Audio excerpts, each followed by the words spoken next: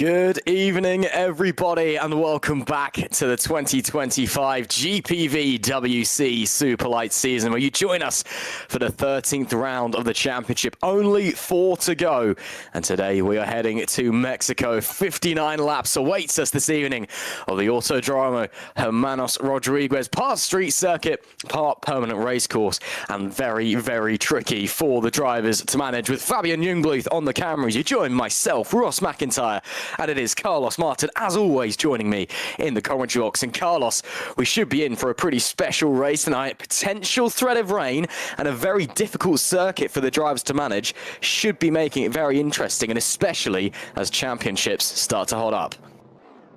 Yeah, good evening, everyone. Today is a very special track because this track is extremely orientated for the slow corners, and this makes you believe and actually go into the setup in direction that you will go to Singapore as well. It's a very similar setup in concept, besides the aerocharge, of course, which is a little bit different, but in terms of dynamics of the suspension, it's fairly similar.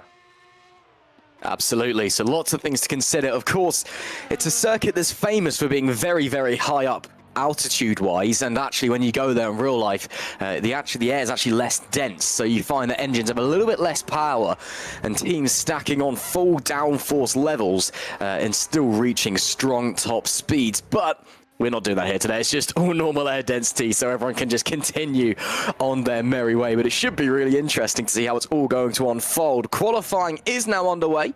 Of course, private qualifying, as always, in GPVWC. So it's just the drivers out there seeing what they can do on their own. No slipstreams, no traffic getting involved to get in your way. It is just about what you can do over a single lap. Drivers will shortly be starting their charges, and we'll have to wait and see who's got what in their locker. Just a quick look at the championship standings for you coming into tonight. None of them can be wrapped up here this evening, but it can be that people are putting one hand on the trophy. Jose Soriano, after victory last time out of Monza, a 45-point advantage in the drivers' standings ahead of Ruven Machete. Norbert Jacob, though, with a great third place last time and that win in Belgium a couple of rounds ago, not far away. He's only a further 11 back from Machete. Then it's a bit more of a gap back to Lucas Murno, Philip Pushka, everybody else.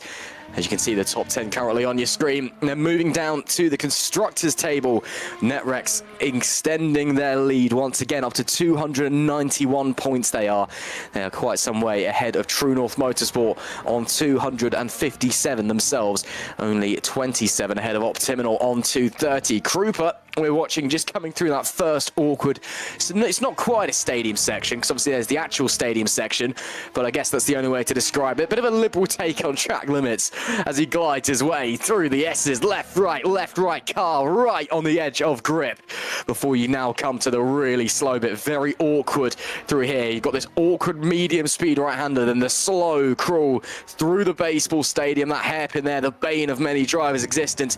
Krupa's car not quite on rail, shall we say. Lots of movement from that PZZW machine as it comes to the line. Soriano set the early pace. Krupa goes into P6. Lucas Murno up to P7 as well. Looks like Carlos Netrex bringing the pace, and his championship leader looking for his third race win in a row, who's currently topping the timesheets by 2.5 tenths of a second. Yeah, then this is interesting because I can see actually fairly similar top speeds across the whole grid. I think most of the teams were very unsure about what aero charges they were running here, and most of them ended up with having a similar conclusion around 330 top speed, which is yeah, it seems like the way to go. And just a small correction, is Murno who is P2 and Jacob goes into P10, but I mean it's a bunker lap, right? And yeah, we'll see how the qualifying develops.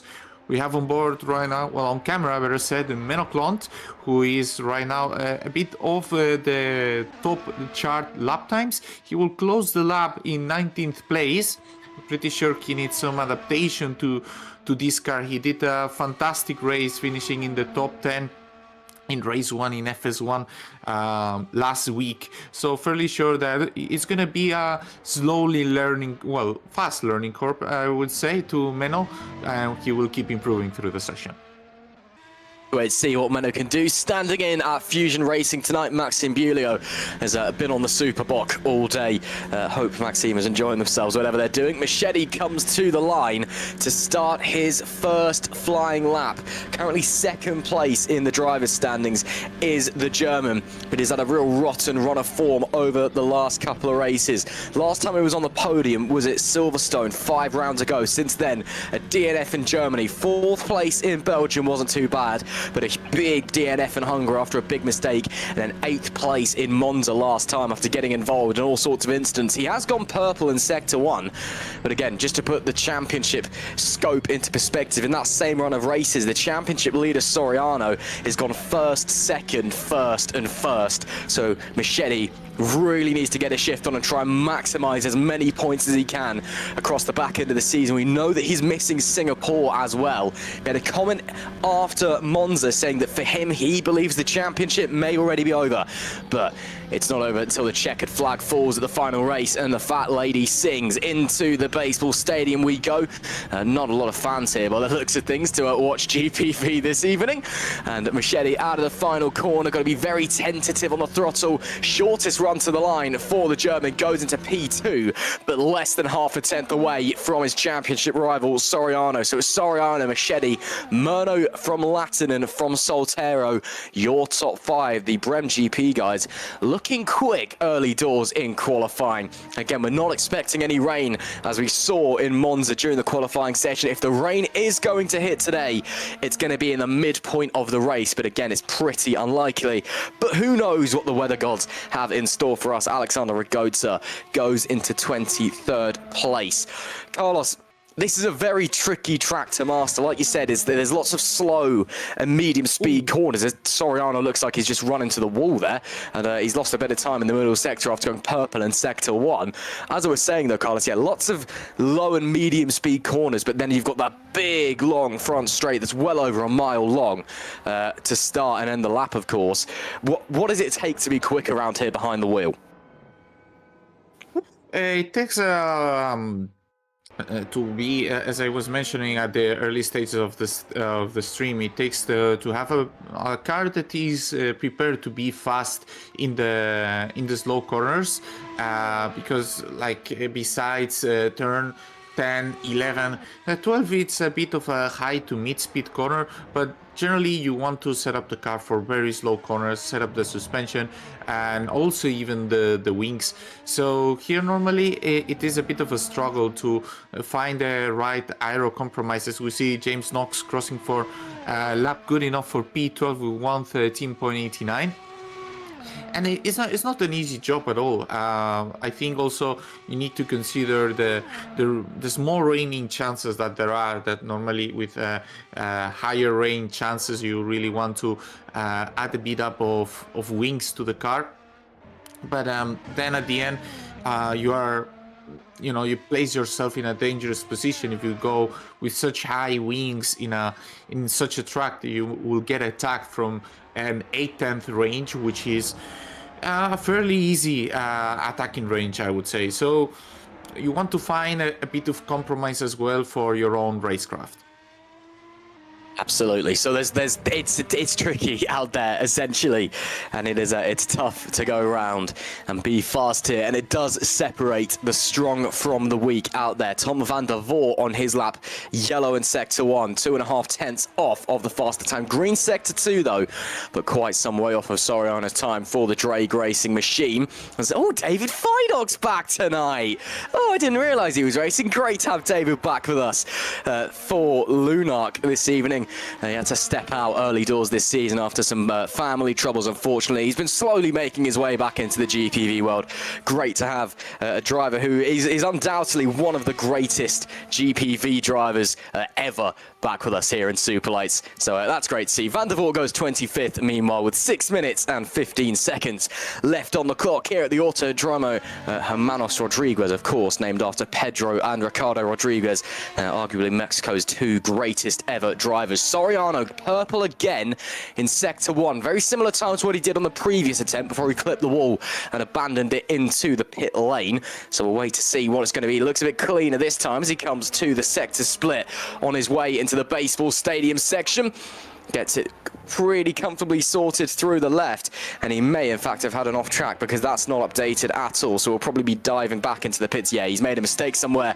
Looks like Soriano pushing a bit too fast. Now though, Lucas Murno, a 10th up on the best time in Sector 1, but it's down in Sector 2, so that's going to put him about a 10th off of the pole time if he stays exactly neutral through Sector number 3. Very, very aggressive through that slight left kink there, and then again, shortest run to the line out of the final corner, bring it to the right. Lucas Murno will stay P5 after a little bit of a messy final sector, but Murno looking strong through Sector 1, at least 5 minutes left on the clock. Soltero's gone up to second place. There's currently an all-Spanish front row here. Machete just behind in P3, top 3, covered by less than half a tenth of a second. And now, Carlos, your cab going quick in Sector 1 as well. Yeah, everyone is improving. It looked like the racing line was rather tight for the quali. That means that not that the track will get more grip, but it will be easier to put the ideal lap, as we can see here in the hairpin. Maybe the racing line is not really yet in the where you want to actually drive the car. So I think that some chances to improve in Sector 3 in the last attempt will appear. And yeah, lots of people are green right now. Scott also improved. Yase is also improving. They are very, very close to these lap times from pole position. So I think anyone from the top 7, I think they can contest for next position. As we see Harry Smith crossing the line, not improving, but very close to doing it. And yeah, even Harry will have an extra attempt because this track is so short that you get into the building with very rapidly, and then you can do another attempt. Yeah, absolutely. Just saw Dominic Koroshavin there back in the pit lane. He's got a back of grid penalty coming into this race. He's currently sitting about 23rd. But yeah, that's for at the last round at Monza. He escaped back to the pit lane during qualifying and then rejoined the track. That is not allowed. If you escape back to the pit lane in qualifying or the race, that is it. You're a DNF from that session. You are not allowed to rejoin. So Koroshavin hit the escape key, then made his way back out onto the track. That's why he's got that back a grid penalty for this race. We've got a full 30 with us as well by the looks of things, which is great to see. A few drivers still joining from the R&D test by the looks of things. Mike Quint on it was a really strong first sector from Mike Quint. He's been having a very good run of form the last couple of races. Yeah, he's abandoned the lap. Machete is very strong. Wow, 2 tenths in Sector 1 for Machete. If anyone's getting cuts, it's going to be through that right-hander there because people are really pushing it. You can run your outside, your inside 2 wheels, I guess, on the curb and go over the white line, but any further than that, and it does count as a track limit cut. And of course, your lap gets automatically cut off by the game. A little bit weaker in Sector 2, though, as everyone's getting very sideways. He's very strong in Sector 3. He demonstrated... No. Whoa! That was a late call, that was really late. He didn't know if he was coming in or not there. I guess there were 2 minutes 15 left on the clock. He decided it was better to save it and go for another lap. Maybe we'll see the same from David Krupa. Let's have a look. Yeah, everyone's just coming in to get a final set of tyres on before they go back out. On the tyres, by the way, it is the softest compounds of tyres available for our drivers out there. Same as last time in Italy. It is the C5s as the softs, the C4s as the mediums, and the C3s as the hard compound of GPVWC branded tyres. Murno looks on it in sector number 2. Almost a 10th quicker through sector 1. That's quite a common theme, though. Everyone's been very strong in sector 1, but no one's been quite able to string a lap together to challenge Soriano up the top. It's massively down, though, for Murno in Sector 2. That's whoa, Lucas, that's a line. That's going to be going to the disciplinary committee. I guess he's not going to have time to make it back out either, I don't think. So Murno, I think, was trying to get back to the pit lane to get another go, but I don't think he's going to have time anyway. So, well, yeah, that's a penalty. That'll be anyway. Sorry about that, Lucas. Yeah, well, I mean, the regulations are quite clear on that, so yeah, it was shocking to see it just went full throttle on it. But let's focus on what we have on screen. We see that the Michal Galka is gonna close his last attempt for this session. Currently now about 2.2 seconds off, which would place him a bit, well, just the last position. There is not very much room for improvement.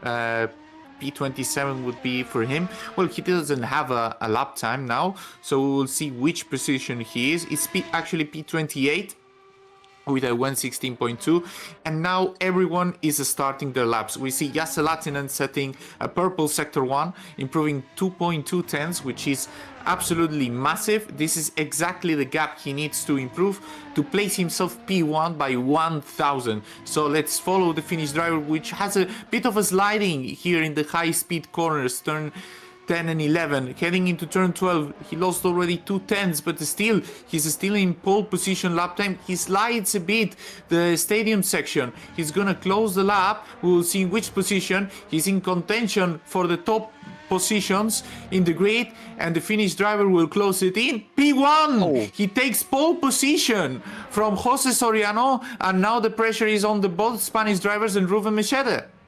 Yeah, Machete is also improving. Soltero could be spoiling Latinen's day, but it could be a Brem GP front row lockout. The Spaniard to the line. Does he go? Yes, he does. Soltero pips his teammate to pole by 66 thousandths of a second. And out of nowhere, it's a Brem GP 1-2. But Lucas Murno's back on a lap now and's gone purple in Sector 1 as well. Soriano, Machete, both did not improve and both made the call to head back to the pit lane. They will be starting at least third and fourth, possibly even further down if Murno is able to find anything. It's slow though in sector number 2. Can he find something magical through the baseball stadium section now? Comes through that awkward right-hand kink, run it all the way over the white line into the final corner. Feather that throttle, don't kiss the wall, don't get the oversteer. What's the Brazilian got in his locker? And he does not improve from 5th place, although it is a personal best lap time. Murno stays P5, but it will be a Brem GP front row lockout here in Mexico and SL2. Oscar Soltero from Yassi Latinen. What a performance in this qualifying session from that pair. What a moment. With the top 3, they're separated by less than a tenth of a second. It's Soltero from Latinen for Brem GP on the front row of the grid. Championship leader starts alongside Ruben Machete. It's Soriano in 3rd, the German in P4. Lucas Murno could not get any higher than 5th for True North, with Luke Mitchell. Another very quietly strong session there in GPVWC Superlights for the Kings Racing driver in P6. Norbert Jakab is 7th with Harry Smith in P8, Mike Quint in P9, David Krupa rounding out our top 10 there, half a second away from Soltero's lap time at the end of the session. Further down the list, we've got Zolt Schukes, who's standing in for Optiminal this round. He starts P11 with Philip Pushka alongside. David Feidock on his return is P13 alongside Patrick Magnussen after that heartbreaking round last time at Monza, where he did lead most of the race. The Icelandic driver will be disappointed with that qualifying session. He starts 14th with James Knox P15, Robin Merling is 16th, Federico Russo is 17th with Scott Mitchell Mom in P18, who I believe just had another baby. I don't know if I mentioned that last time, but yeah, I believe he's just welcomed another one to the family, so congratulations if I haven't already said that, Scott.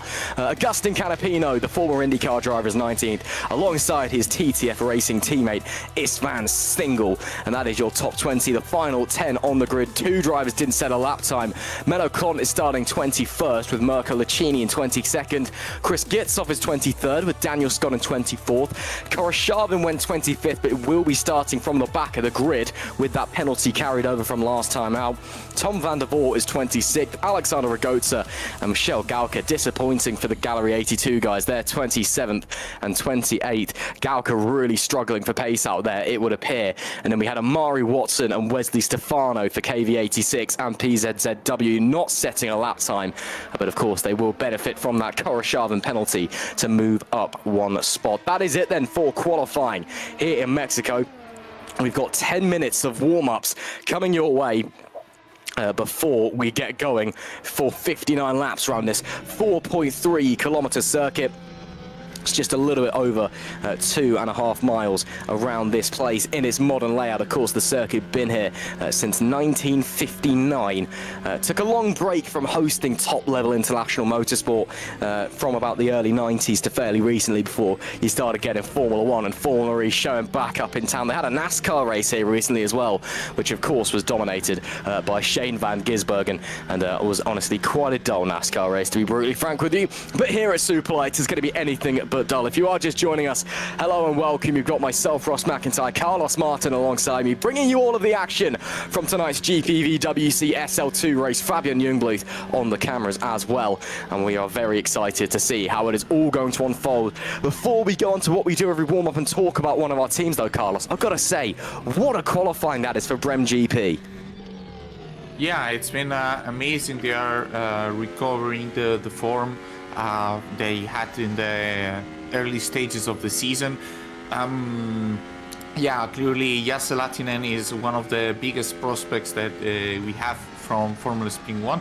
He's currently third in the championship, just right behind the domination of Malta Force this year with Pavel and Mateusz. And well, Oscar, he's already won in his Superlights debut back in Canada, so it's not really a surprise when you're able to put such a lineup together and they perform so well. And also the Brem GP car, even though they had some hiccups during the season, is one of the most developed cars at this stage of the year. Yeah, I'm just checking to see if they've got And new engines. If Yes. have they got new engines as well? Okay, that is. I mean, it is an option here at Mecixo. Machete has new engine and Soriano doesn't. Murno and Jekab doesn't either.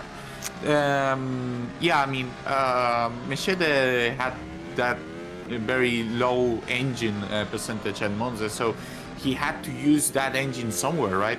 And it's better to use it here, because if you delay it to any other races, then you need to use really old engines again for these racetracks. So it makes sense that he ended up using it here, considering that he may miss Singapore.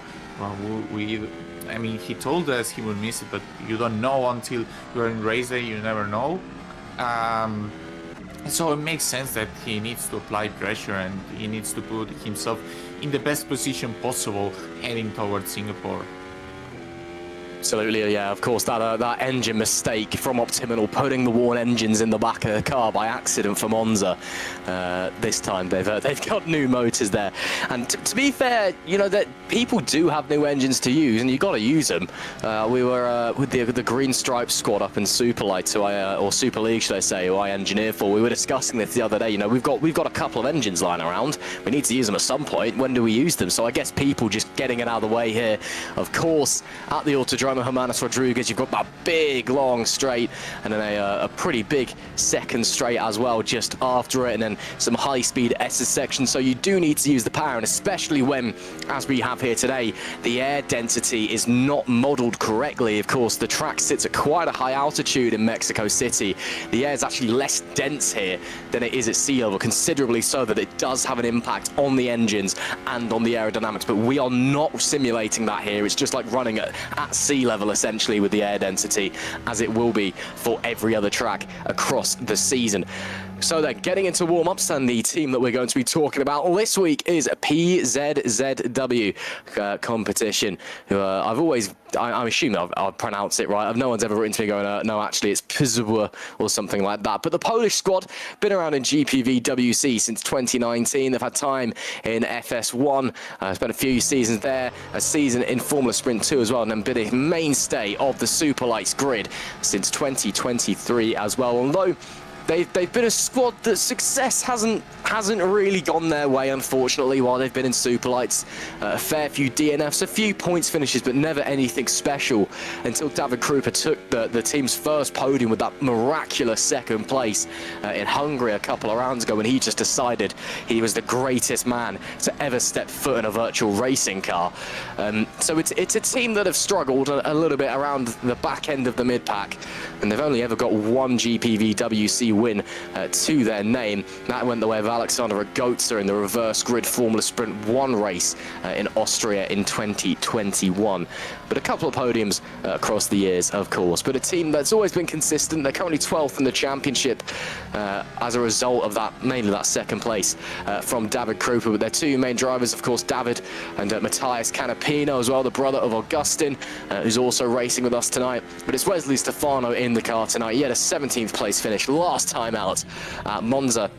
Let's see if he can bring anything special, get some more points on the board for the Polish squad coming into this one. They'll be looking to move up a couple, or get some strong points on the board, should I say, to try and move up, or as best as they can in the championship. Trying to pick my words correctly. They're a little bit further behind KV86, only 6 points separating them. They themselves are 6 points ahead of PZZW. In fact, it's 5 points. No, I'm getting my T's. Yeah, 6 points ahead, and then 9 points ahead of TTF Racing in P13, and 11 points behind Kings Racing in P10. So it is quite close, to be fair, Carlos, between those guys. But again, when you're fighting for the back end of points, you're not really getting any massive rewards unless you are doing a David Krupa and finishing in second. So when they say that points mean prizes in motorsport, for teams like PZZW who turn up every single week and, you know, just put the numbers in and they're just trying to get those points, those points really do matter.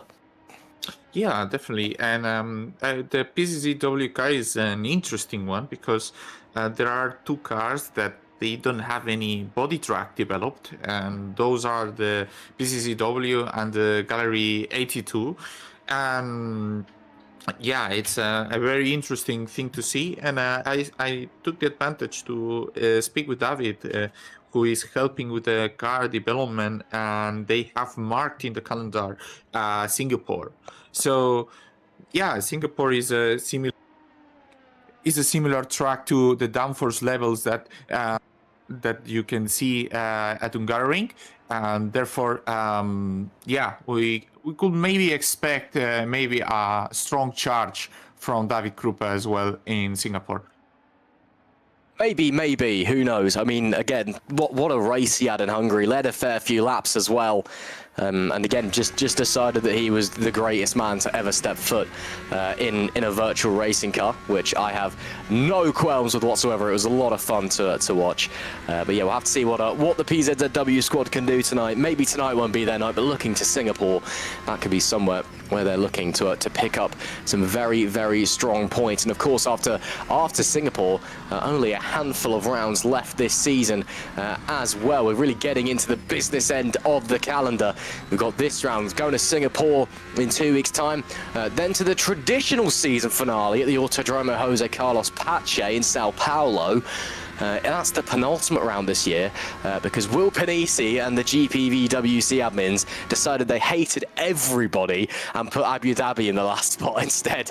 That was one of the less popular decisions that got revealed at GPV. I like Abu Dhabi. I don't think it's not a bad track. I don't think it deserves the hate that it gets, but I don't think it's Brazil.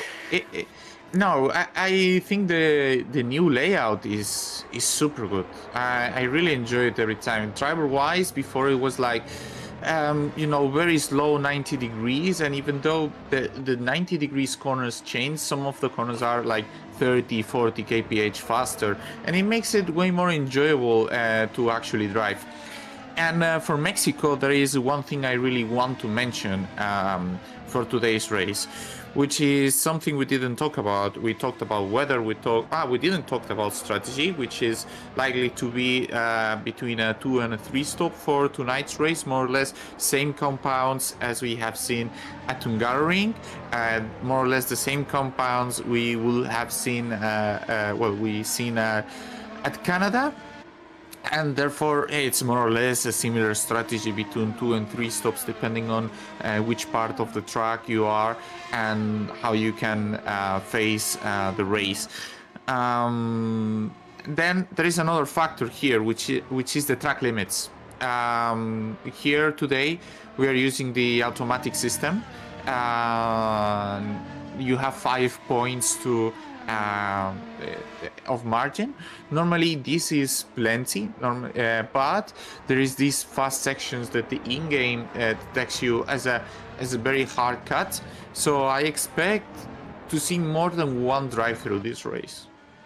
Yeah, that could be something we really need to consider, is penalties, especially with 59 laps awaiting us as well. Checkered flag is out in this qualifying, or this warm-up session, should I say. We are moments away from drivers awkwardly teleporting their way back to the pit lane, then teleporting their way back onto the circuit for our formation lap before the red lights go out. To have a Krupa feeling very racy out there at the moment. He's chasing down one of the TTF cars and following him quite well, actually, it must be said. But again, this is warm-up. This doesn't matter. What matters is when you get into the racing proper. If you have just joining us, perfect timing. We're about to get going for round number 13 of 16 in the 2025 GPVWC Superlights season. If this is your first time watching GPVWC, we hope that you enjoy the show. You've picked the best series to tune into. Make sure you head down to the description, head over to the website to find out more information, head to the Discord as well if you want to get involved and you want to put yourself against the best of the best that R Factor 2 has to offer. And of course, if you haven't booked your flight yet to GPVWC Day, get on with it, because time is now ticking. Get your Airbnbs, your hotels, your whatever's booked when we head to Liverpool 13th and 14th of November off the top of my head. I may have got those dates wrong. I'm terrible with dates. I'll just double check that, in fact. 15th and 16th, I was close. Yeah, 15th and 16th as GPVWC Day goes to Liverpool. And hopefully Will Panisi puts things right and puts... the 15th. Main event the 15th. Main event on the 15th, yeah. That's when you want to be a karting trophy at Three Sisters, just outside Wigan as well. It's a great track. Lots of fun around there. So yeah, should be.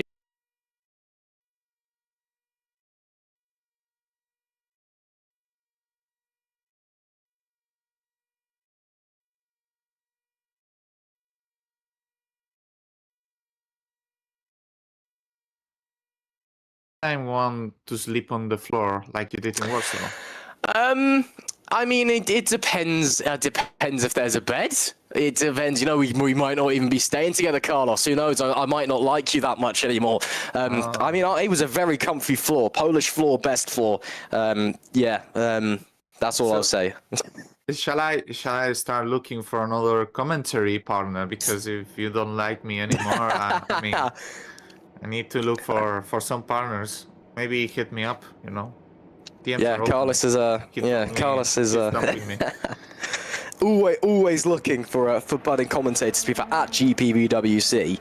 So if I get fired for saying that Will Panisi was an evil man for putting Abu Dhabi on the calendar, you know, head over and ask if you want to learn to hand commentate, because in the media team we are always looking for you know, for new commentators, new camera operators, things like that. So do let us know if you want to get involved in that as well. Shall we have a look through the grid and see what is happening out there as the drivers have got underway on their formation lap? It is Oscar Soltero and Yassi Latin in a Brem GP front row lockout in first and second. Championship leader Jose Soriano starts in 23rd. Ruben Machete goes from P4, not 23rd, third place. Lucas Murno is 5th, with Luke Mitchell P6. Norbert Cap follows them in 7th, and Harry Smith starts in P8 for NetRex. Further down and rounding out our top 10, It is Mike Quint and David Krupa in P10 as well. Sixth row of the grid is Zoltschuk standing in the Optiminal car tonight with Philip Pushka in P12 for Drake Racing. Nice little qualifying for him there. David Frydock, the great Frydock on his return to GPV Superlights, comes in 13th with Patrick and Magnus in P14. James Knox is 15th with Robin Merling in P16. Federico Russo is 17th with Scott Mitchell-Marm at P18. And then row 10, it's all TTF. Augustin Canapino leads the charge. Isvan Single just behind him. In P21, it's Menno Klomp with Mirko Lucchini starting alongside. 23rd will be Chris Gitsoff and Daniel Scott starting in P24 for Team Rookie Monsters. And then our final four, before we get to the final two, it is Tom van der Voort from Alexander Ragozza, Amari Watson in 27th with Wesley Stefano in P28. Those two did not set a lap in qualifying. Michel Gauk has dropped down to 29th. He must have had a penalty as well. Dominic Kurashavin with that back of grid penalty starts last. Was that Gauk had a penalty as well, did he? Yeah, he had. So Ross, what's your bet for race winner tonight? Ooh, I don't know. I mean, the Brem guys look very, very fast. You can't count Soriano out. Machete's going to be hungry. Murno's there. But it's going to be my man, Amari Watson, 27th for first. We saw it in Super League last time out and in Monza. Let's see if it can be done in Superlights as well. That's Stefano starting from the pit lane. I don't think he made it out onto the grid in time for the formation lap, which is why he'll be starting there. Soltero, the Spaniard, looking for his second winner 2025. It's 5 red lights. And it is go here in Mexico. Great start there from, that'll be P3. Jose Soriano trying to get through both of the Brem GP cars as they get side by side and get aggressive down into turn number 1. It's a long old run, 5 abreast on the run into the opening chicane. This could be a little bit of chaos. That's Machete to the inside, and Machete gets the lead. Both Brem GP cars losing out massively, and the German's got up into the lead of the race. Down the second straight we go. No DRS just yet, of course. And still, the Brem GP car struggling. Murno looking to the inside to get up into third place. Can't quite get the move committed. That is one of the King's Racing cars up the inside. There's a bit of contact there between Luke Mitchell. And but he's not quite made it through. He'll have to settle for P8. Mike Quinn holding on to 9th, but does drop down into P10. David Krupa has been on the move on this opening lap, but as we all still scuffle and struggle for position, Ruven Machete, what a start from 4th on the grid, goes to the lead. Yeah, that was a very aggressive race start, having a dive into the inside, and it's very wide in the entry, but then it narrows down a lot. And let's see which the stadium section happens, because here some action can occur in lap 1, as we see Patrick Magnusson trying to go for the inside of the Fusion Racing of James Knox. And there has been contact between championship rivals Harry Smith and Norbert Jakob for that P7 position. There were 3 cars side by side heading into turn 5, and heading into turn 5 so many cars is very difficult. As we see an attack from Lucas Murno into Oscar Soltero, who drops down to P4 from pole position. And Lucas Murno on the aggressive, trying to climb his way into the top spot from the race. What is going on at Brem GP? From 1st and 2nd on the grid down to 4th and 5th so far, and they may be starting to fight each other as well. That was a nice move, it must be said, from Murno to get into the podium places on this second lap, but it is still Machete that leads, and a train forming behind him. He's only got half a second advantage ahead of Soriano, who's got half a second advantage ahead of Murno, who's got half a second advantage ahead of Solterra. It's very, very tight up the top at the moment, and the top 5, 6, 7, 8 cars, and more, in fact. You can just see car after car after car all following each other as we come back to the baseball stadium. Let's see if anyone fancies a move up the inside, or are we all too spread out? As there's Chris Gitsoff, he's worked his way up to 19th in the Alpha Sierra car. Goats are under attack there from, that looks to be Tom van der Voort. Doesn't come to anything on that occasion though. Soriano, fastest lap of the race. Last time out, as we start lap 3, DRS will now be enabled. field, but not for the main DRS section. It'll have to be a little bit further down. I lied, the DRS are wide open on the main straight anyway. No one able to make a move out of the top three. Latin thought about having a go on his teammate, but decided against it. We stay clean in this very tense battle so far. Up to turns 4 and 5. Anybody fancying anything DRS from second downwards? No, not close enough. Murno slightly defensive there, but nothing came of it. It looks to be early doors, Carlos. Everyone's very, very tentative. No one's ready to go out there, get aggressive just yet, and go for the move. Yeah, and I'm actually not very amused by the lap times that we have seen. 18.1, 18.0. It's a pretty slow lap time, so I'm fairly sure that Machete is just nursing the tires as much as he can, and probably everyone just decided, okay, if we go this way, we will do everyone this way, and we will see if we don't see even further attacks in the upcoming laps. Absolutely, so lots of things to consider there, and yeah, pace early doors, looking like we're holding station for the time being, or very happy doing so anyway. Lap record round here in a Superlights car is only a 121.1. That was set by Chris Shepherd. We've only come in once in 2022 with the old cars, and the new cars are evidently much faster. Is that a look there between... yeah, that's a nice move there. Norbert Jakab on Harry Smith. Smith drops down to 7th, and the Hungarian, who for some reason doesn't like Langosh, the greatest food Hungary's ever given this earth, moves up into 6th place on lap 4 of 59, using that DRS, using that push to pass. That's how you overtake mainly around here. It is with the DRS, it is with the push to pass. It is a bit too 2025 woke racing for my liking, but it's how you got to get it done, unfortunately. So Smith down to 7th, your cab stays in P6 at the moment. Machete's broken the DRS from Soriano, so Machete maybe, Carlos, trying to pull away at the front a little bit. Yeah, he's definitely changed completely the pace. The first lap he did, it was an 18.1, and then he proceeded to do a 17.2.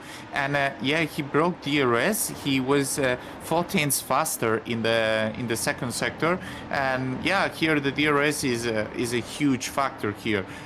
So if you can actually try to leave someone behind, you should do it. The 117.1 is a really, really fast lap time.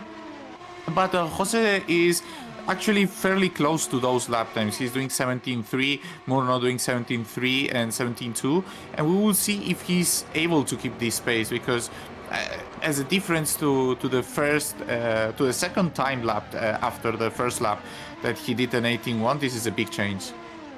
Yeah, I mean, it's Machete starting to push, and then everybody else in that front-running pack responding to him turning the wick up a little bit after the opening handful of laps where everyone was a little bit tentative and sketchy. And Machete, who controlling the pace at the front, decided to keep things a little bit more calm and low-key for the early few laps. Now he started to just stretch his legs a little bit, see what he can do. He's got a 1.4 second one. It's obviously going up and down through this section, but it's around about 1.3, 1.4 second gap ahead of Soriano in P2. And this is a massive, massive evening, of course, for Ruben Machete, who we know is missing Singapore and is 45 points back in the championship going into this round. He needs to maximize as much as he can out of the remaining 3 races, including here in Mexico, that he's able to do. And a fastest lap as well. Now we're into the 116s, a 116.865 on that previous tour.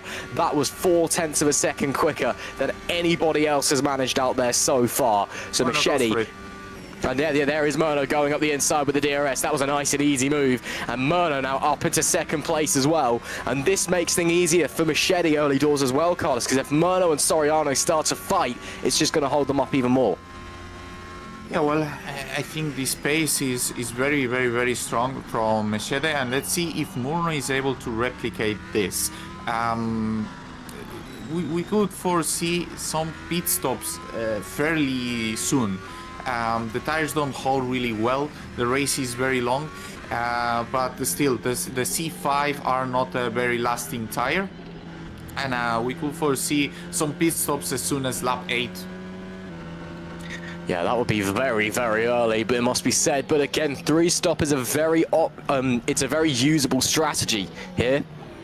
We are expecting it to be 2 or 3 stop, as you see the wonderful Wonderful architecture of the baseball stadium. I'm going to assume this is the only racetrack in the world that goes through a baseball stadium. It's a shame that no one has decided to show up here in Mecixo City to watch trackside, but that's okay, because we're here live, bringing you all of the action from round 13 of the 2025 GPVWC Superlights Series, the best sim racing you will find anywhere in the world. Soltero thought about having a look there on Soriano, who I think is starting to manage. That last lap from Soriano was really off the pace, a 118.3. So I wonder, he's either just not clicking, or is he just managing and holding on? Because when Machete started to turn the wick up a couple of laps ago, just wasn't able to keep pace. Gap's now up to 1.8, by the way. Mono did get into the 116s, his best lap of 116.9 last time, so Gap came down slightly, but nothing major. So as it currently stands, it is all the status quo. We're waiting to see who bites the bullet. Is anybody up the front on a three-stopper? The way that a few of them have been managing the race seems unlikely, but we'll wait and see. Soriano in P3, you'd expect if he is managing the pace. Oh, someone's got straight Harry off. Smith. Harry Smith is down and out of the race, surely. That's a huge one. Harry Smith has slid straight off the racetrack, and the Netrex driver is our first DNF of the night. What went wrong there for the British driver? Let's go on board and or follow him along anyway and have a look. He was running in P6 at the time, comes into the right-hander, and oh, the rear just snaps at him. Wow. Yeah, the curb, it goes low very much on the left side, and when you take it too much, the car can actually floor very hard with the ground. Oh, we see a contact! Yeah, Selatinen and the Trun off! Oh no! Yeah, that's Norbert Jakab that's gone round with Latin, and what is going on the last two laps? Everything's exploded. Two of our front runners getting involved. Another one is out of the race as well. It's only lap 8 of 59. Latinen will recover, but in 18th place. Jakab slightly better up in P15. That was at the exit of the opening chicane. So what happened there? Oh, Latinen got it really wrong. And then did he just come back across? Oh, yeah, Jakab, I think, should have allowed a bit more room there. I don't think he expected that Latinen would have come back across. I assume he thought he cut the corner, and yeah, they've come barging into each other, both gone round and both dropping down the order, and that could be one that's going to the disciplinary committee post-race as well. It's all getting a bit chaotic here in Mexico. Maybe altitude sickness setting in for our drivers.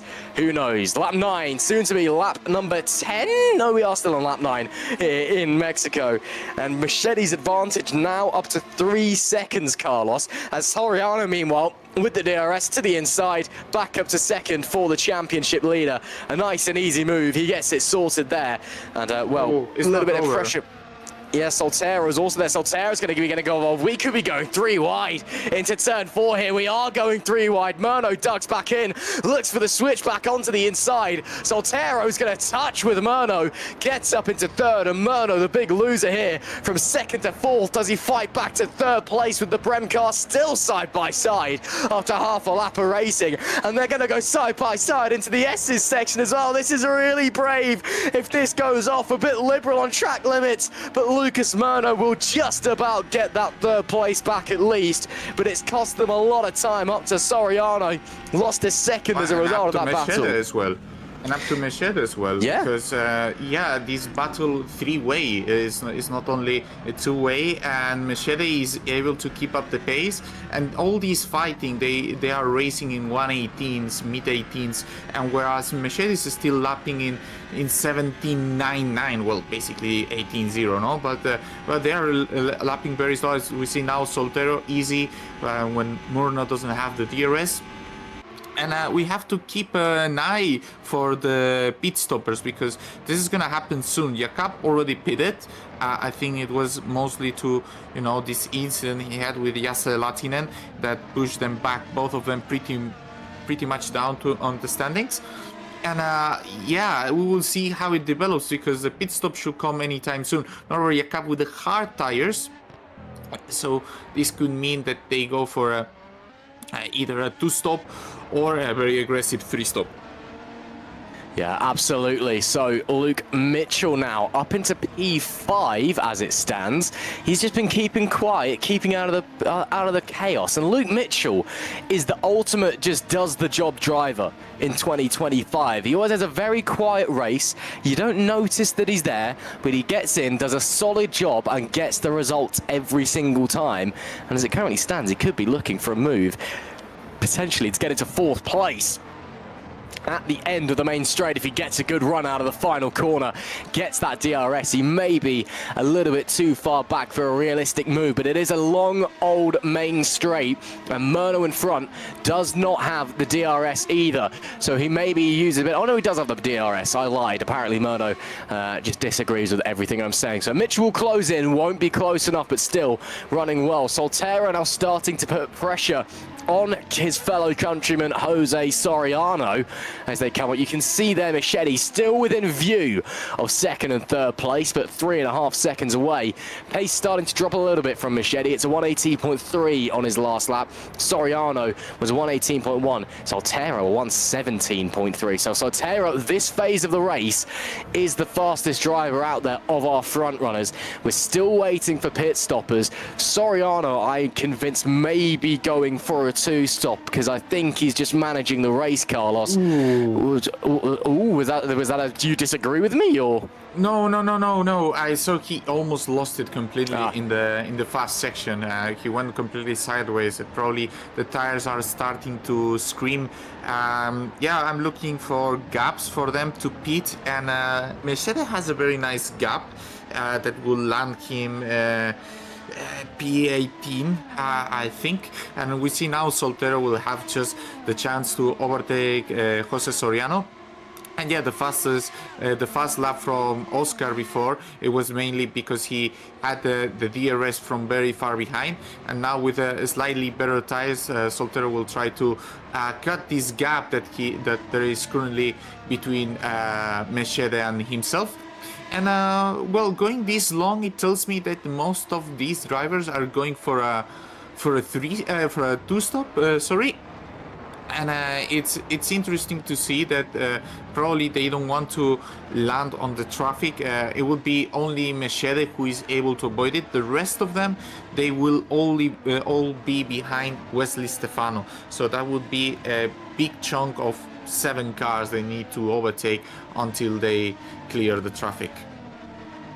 Absolutely. Yellow flag in sector 2, and that's Machete! Machete in the lead of the race is out! No, it's not. It is. Yes, what has happened? What has happened? The race leader. Another mistake from the German, and he's out of the race. No. I can't believe my goblin eyes. What is going on for Ruben Machete? Oh, your heart has to go out of it. 10-11 for sure. Oh, your heart has to go out. Yeah. Oh, it just clips the floor and sends him around. Oh, that's. Yeah. What else? Insane advantage. Oh my God. The racing gods have decided that 2025 is not this man's year, and your heart has to go out for him. And with that as well, and with him missing Singapore, that means that mathematically the championship can now be clinched in Singapore by Soriano, and realistically it is a very, very uphill battle now for Machete to do anything. Jose Soriano, we very may well be looking at our 2025 champion now. But your heart has to go out as Ruben Machete becomes our 2nd retirement of the day. Just clipping the curb slightly wrong, and the floor stalls out, and around he goes. Oh, man.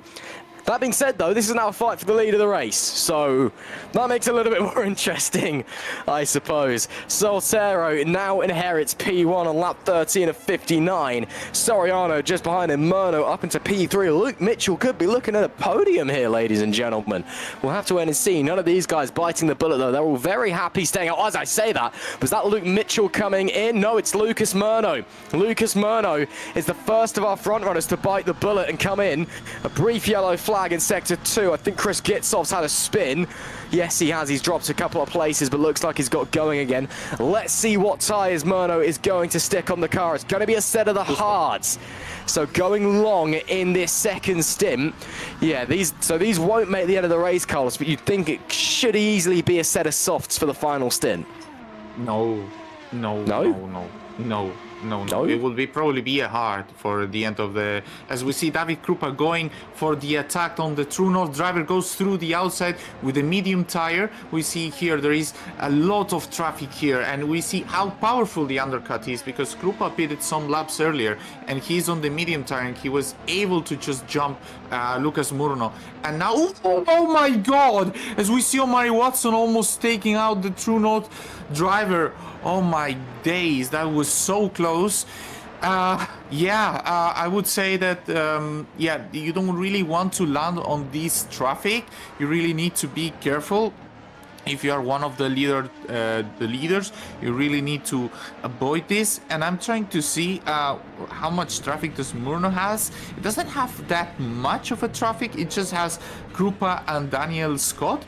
And I think the leaders should actually, start reacting to this. To see everyone will go for hearts. Everyone. Okay, so maybe the hards don't last as long as I thought, but I mean, who we got coming in? We've got Mitchell coming in, Quint single as well. We lost Mirko Lucchini as well at some point by the looks of things. So that's actually Machete was our third return. I'm not sure what happened to Lucchini. And Russo a penalty for cutting already. Yeah, that may be it. So Russo's had to drop down for a drive-through. Single will come out in P21. There is our battle for the lead once again. Soltero, Soriano still out there doing the business as they come through the S's section. All keeping it calm, collected and tiny are the two Spaniards currently. But again, most people behind them have pitted. David Fidok's up to third place. Not bad going. Yes, he is yet to stop. But on his return to GPVWC Superlights, again, he's been slowly easing his way back into GPV over the course of the back end of this half of the year, which is great to see. That's Soltero going slowly, and that's because Soltero is coming in from the lead of the race for what will be surely a set of hards as Soriano goes long in stint number 1 potentially. So hards on for Soltero. We now wait to see what Soriano does as Fidok in as well. Almost came together. Wow. Did Fidok get his pit stall wrong? That was really weird, but they almost came together in the pit lane. It's not the first time we've seen that this season, if it did happen, but I think they all avoided it. Magnussen, yeah, that was bizarre. I'm not sure if it was a, unsafe release by Soltero, maybe. Maybe. We see Krupa is right behind Soltero, and you can see the potential of the medium tires. That Krupa is with older tires than Murno, and he pulled away from Murno, and that's why I'm fairly surprised we don't see more teams trying actively the 3 stops. Oh no! Oh my god! Oh my god, that was probably getting out late of the DRS, with DRS open and then you lose it. Yeah, that will very likely be the case. Wow, that was nearly an airplane crash there. Wesley Stefano and those around the lucky boys. Let's follow in. So this is coming into the opening chicane, and you can see he's got the DRS. I fear you may be right, Carlos. So he's almost already lost it there, in fact. He's cut the opening chicane, got the tyres dirty as well. He'll still have the DRS as he comes through here. Or there may even be contact, maybe. Who knows? There's a... he gets the right swipe. Wow. Okay. So Zooks obviously just had no idea that he was there, but that's dangerous, and that could have been a lot worse. Stefano's very lucky if he's got away with no damage as well. Soltero is fighting with Krupa meanwhile. Soriano has come in and has emerged in P9. So Soltero's made up a bit more time. The leaders have come out in traffic as well. So we've got Mitchell, Murno, and Soriano in between them. Luke Mitchell is net P2 in this race. Wow, I mean, okay, I'm all here for it. Let's get a Kings Racing podium on the hands. That's crazy. Soriano, though, yeah, he's lost out. Those guys boxing slightly earlier, getting the undercut on him, and he's come out into traffic, which, of course, is going to cost him a bit of time as well. So it's advantage Soltero on lap 17 of 59 here in Mexico City. But we know how good that Soltero is, or Soriano is, should I say. Krupa, as you said, Carlos, on the mediums, running very, very well. We've still yet to box Pushka, Merlin, Canapino, Augustin, that is, and Scott Mitchell-Marm. As I said, that Merlin does come in from the medium tyres. Canapino and Mitchell-Marm are on the hards. They'll be able to go a little bit longer in this opening stint. But the Rookie Monsters driver comes in. We'll wait to see if that is a true set of hards, but I think it needs to update the game. As Soltero now trying to have a look on David Krupa, but just not close enough. He has got through Luke Mitchell for net third place. I think Mitchell may have made a mistake somewhere, actually, because he's dropped a lot of time. Yeah, he's dropped a lot of time, I think. Oh, Murno's out. What? Oh, what? What? What? I am so confused. What? Another big runner in the... hang on, right. So this is him. This is Lucas Murno. The Brazilian's going around doing his thing. He must have disconnected, surely. Yeah. Or is he done something silly? Yeah, disconnect. Yeah. What a shame for Lucas Murno. Internet reliability doing his best Alessandro Maggio impression there. And yeah, down and out of the race, unfortunately. So that's now... Soltero leads the race net in P5 from Luke Mitchell from Soriano is your top three net. Net is Krupa. Oh, well, Krupa, yeah, but again, he's off cycle. I'm talking in terms of pit stop cycles and things like that. He's going an alternate strategy. You never know. Krupa could be on something here. Philip Pushka comes in. Augustin Canapino now leads here from Scott Mitchell-Marm. As I say that, Scott Mitchell-Marm leads here, as I think they may have come together on the run into turn one, because Canapino nearly met the wall in the braking zone. But Scott Mitchell-Marm, get this right, leads here in Mexico. Unbelievable. A few more drivers coming into the pits as well. Daniel Scott and Mari Watson taking their opening stops of the evening. But these two guys did start on the harder compounded tyres, so of course you'd expect them to be going a little bit longer. The question is, how much longer can they go? Scott Mitchell-Marm, of course, a very well-respected journalist, as his day job, as he also nearly cuts the chicane. Yeah, clearly showing he's got some talent behind the wheel as well. As Mitchell-Marm, he's perhaps not one of the biggest stars in terms of driving here in GPVWC Superlights, but he's done enough so far, and on the alternate strategy, leads here in Mexico. And if he doesn't box now, will officially have led a lap in 2025. And I know that he's going to come into the pits now, surely, because that'll just be on. No, he's not. He's staying out. Scott Mitchell-Marm is going to lead a lap here in GPVWC Superlights. That is brilliant. But yeah, Soltero has got past Krupa, by the way. So Krupa is down to second net, fourth overall. Mitchell still on the podium. We've lost 4 so far as well from this race on lap 20 of 59. Just over a third of the way through our evening's affair. We have, of course, lost Harry Smith, Mirko Lucchini, Ruva Machete, and recently Lucas Murno to a disconnect as well.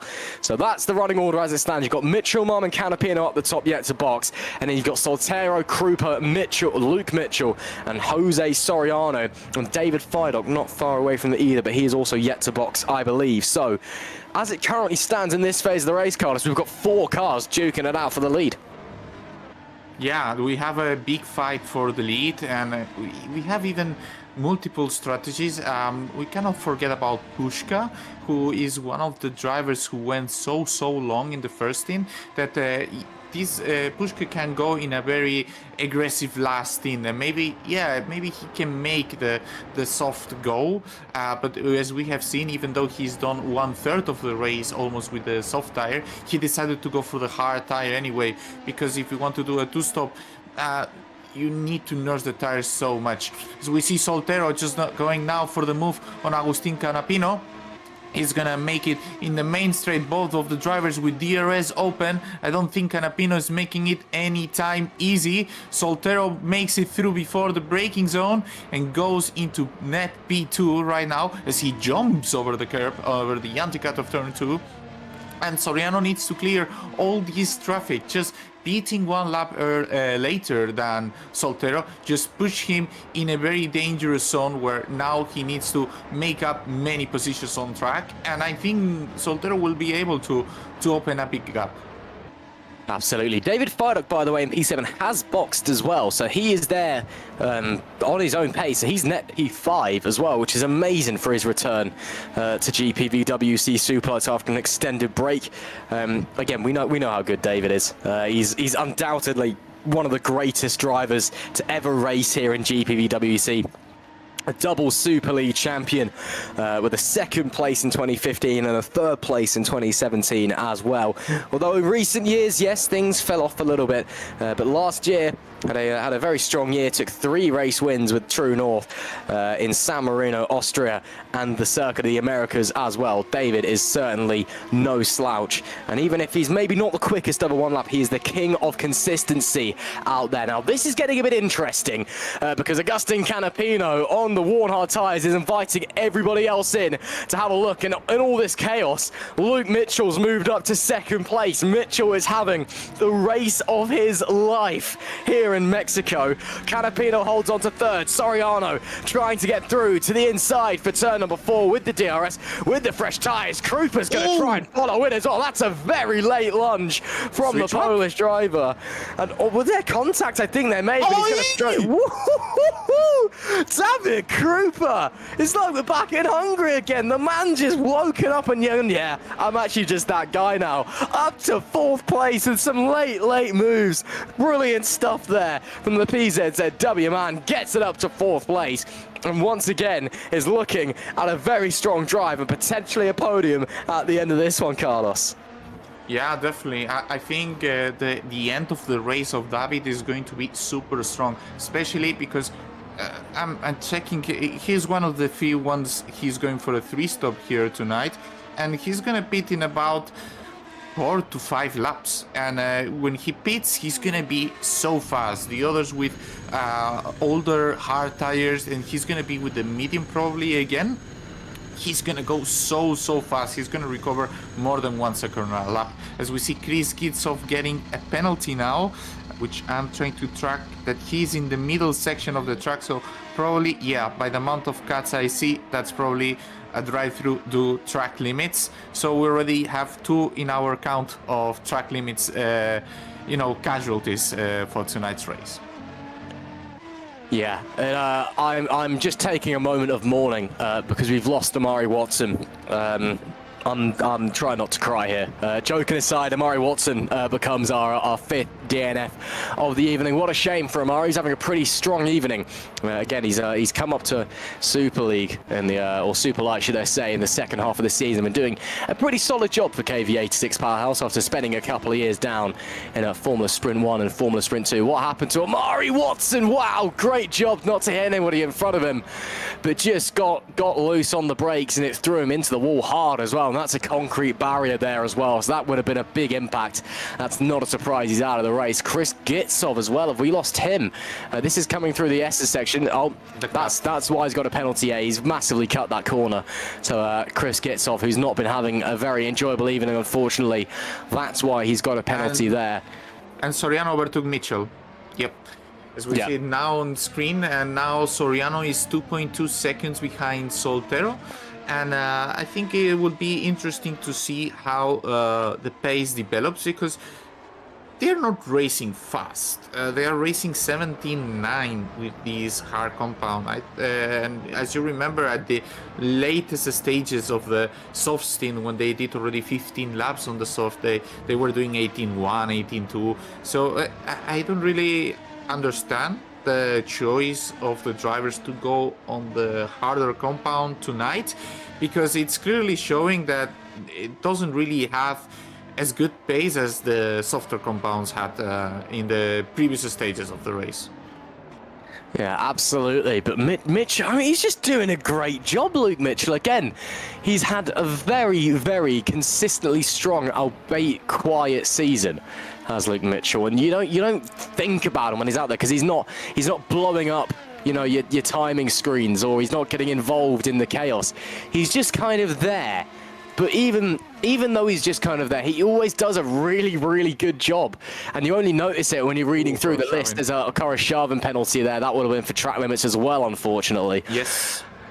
Yeah, that's a shame for the Ukrainian driver, who of course started from the back of the grid with a penalty as well, so he's not having a very enjoyable night. Yeah, it's not been great for both of the Alfa Sierra guys, in all honesty.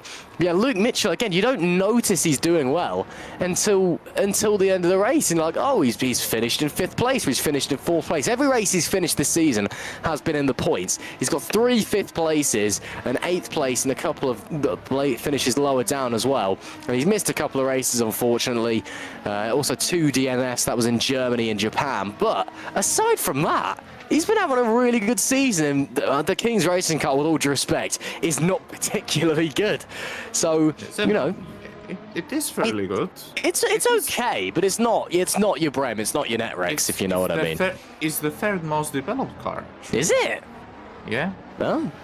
Well, it wasn't for a while. Maybe it's good now, but it wasn't for a while. Earlier on in the season, it wasn't very good. I might be confusing it with Lunar, but they are up there on par. Like, the King's car, of course, is not the most developed one, but they are up there. They are 403 points developed, which is just 10 points behind Brem, for example, or just 27 points behind the most developed car. But by the looks of it, they are the 4th most developed car, so it's not really it's Luke is doing a great job regardless. Your point is ultra valid. They are doing a great job. I think is a confirmation season of what we have seen from him in 2023 by being FS2 champion. Last year he had a rough season in FS1, and he still decided to move up to Superlights to go for the challenge, and he's doing fantastic. I mentioned this in the preseason. Don't sleep in Luke, because I think these kind of cars actually feed them more than what maybe the FS1 was. Yeah, I mean, obviously we got the new car coming in next season, so that, you know, might change things. Maybe he just really likes this car. Maybe he doesn't gel as well with the new car coming in from next season. But that's future Luke's problem. I'm sure he'll be fine anyway. But yeah, no, doing a very good job. And again, even though last year was difficult, you just keep consistently and building and building and building. And in a couple of years' time, we could have a hell of a driver on our hands. He's not already very quick as it is. Lap 27 of 59 here, and David Krupa has come into the pits. He's on a 3-stopper. He came in once earlier on. He's back out on a set of the medium tyres. I'd expect it'll be a set of the hards in about 10-15 laps time to take him to the end of the race. Maybe. I think he will use medium. Can he go medium? Again. Yeah, go medium again. Well, we'll wait and see again. Carlos is the one who actually knows strategy and actually knows how to drive and all the little intricacies. I just kind of stand there and shout about it, and apparently it's good. Yeah, he's going to have a look to the inside though on Istvan Single. Gets it done very nicely. Of course, fresh rubber, you'd expect that to be pretty easy, and makes the most of coming out in traffic as the two TTF guys start to fight behind him. Yeah, Krupa's the only real was that almost contact there between the TTF guys. Krupa is yeah, he's one of the only front runners who is on the 3-stop. Everybody else seems committed on the 2-stopper. So we'll wait to see if the alternate strategy is going to throw him a bone. Again, he was unlucky to ultimately not be victorious in Hungary a couple of rounds ago, after, again, he just literally turned into the greatest driver the world has ever seen. And again, it's been a brilliant turnaround of form. Yes, the car's been coming on a little bit, as that's Pushka getting through Zoltschuk's and up to 5th place with the DRS. It was a horrible start to the season for David Krupa. It was, 18th and 16th first year round, then DNF, got his first points in Spain, and another DNF in America, then 17th in Canada, then a DNF at Silverstone, then 6th in Germany, a DNF in Belgium, and then a 2nd place in Hungary, and an unfortunate 13th last time out at Monza, but It was a pretty crazy race. It was catching everyone out. GPV at Monza was always a bit insane anyway. And now he's looking to maybe try and upset the apple cart with the alternate strategy. So we'll see what he's got in his locker. Philip Pushka as well, another driver who's having a very quiet race. Again, not yet had his first race win this year, Philip Pushka. Again, another former Super League champion back in 2015 when he pipped David Feidock, who we were talking about moments ago, to the crown. And he's had 2 second places, a third place, still hasn't won a race for Drake Racing, which is unbelievable. 5th place, though, looks like maybe Carlos, he could be trying to find his way back onto the podium. Yeah, 12-second gap is a big gap never compared know. To the front runners. Yeah, I think he will make the overtake easy, but I think his main rival is David Krupa, because he's gonna race so fast, and if you find the drivers one by one, it's a wind tunnel. You get the DRS in the straight, you overtake, then you get clean track, and then you do it again. So traffic is a bit, as we see, a yellow in sector 1. We don't really know yet what happened. Maybe an excursion through. Single is out. The TTF racing driver who raced in Super League this year. We've seen that he's out of the race. And oh, really, Istvan?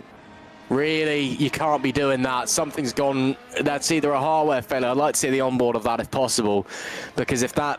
My suspicion, if he's turned into the wall, that's unacceptable. And yeah, that's completely unacceptable. You can't be doing that. Maybe he. It's not the first time I've seen this. Maybe his monitor shut off. It's not the first time I see it. It's not the first time I see it. I've seen it in Poland. I think it was Suzuka. I don't know if it was Suzuka last year or 2 years ago. I think it was last year that he had an issue like that.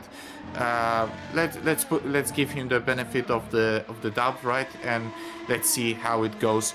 Now Soriano is applying the pressure on Soltero, who has a 1 lap fresher tires, and Mitchell, by the power of the DRS and the good driving he's doing, he's able to follow the pace of Soriano. Look, Mitchell's tires, they are 15 laps old versus Soriano's, which are 13.